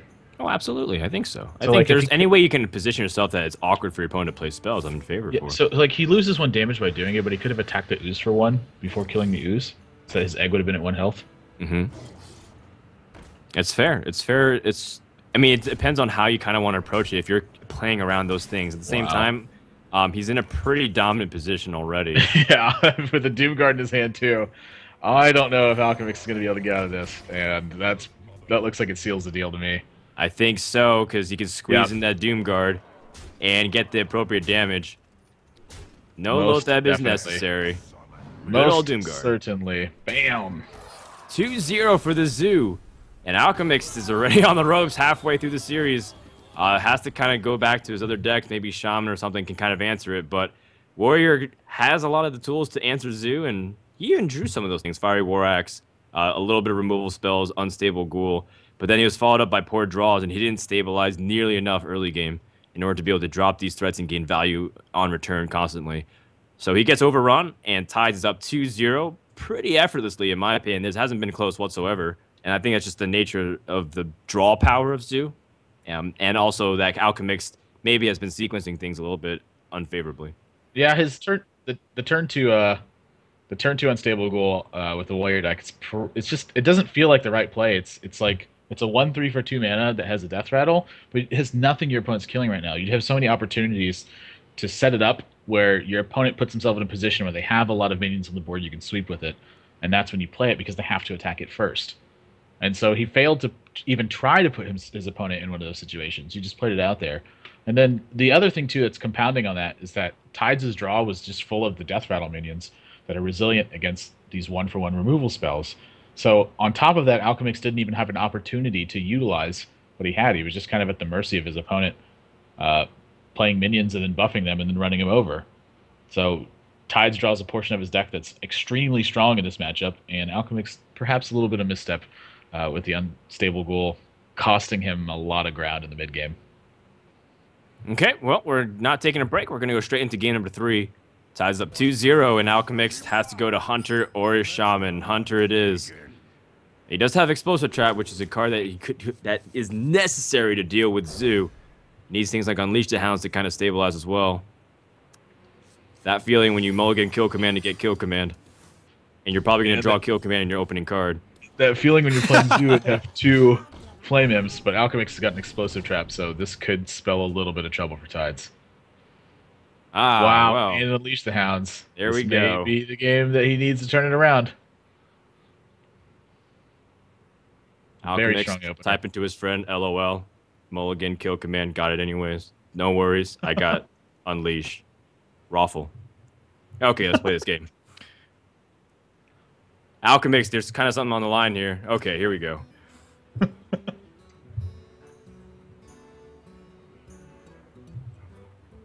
I think, you pushing out these spires are important. It's exactly what Hunter needs. In a way, it's the Haunted Creeper represents something equivalent of the Paladin hero power. It gives you the ability to kind of target the damage early, and it responds to these really annoying minions while you're building up time to have legitimate threats. But things like Voidwalker give the Haunted Creeper such a hard time that it just feels a little powerless. So I like the power level of the card. Haunted Creeper, as annoying as it is is a pretty well designed card in my opinion. Yeah, it's definitely got its strengths and weaknesses. Mhm.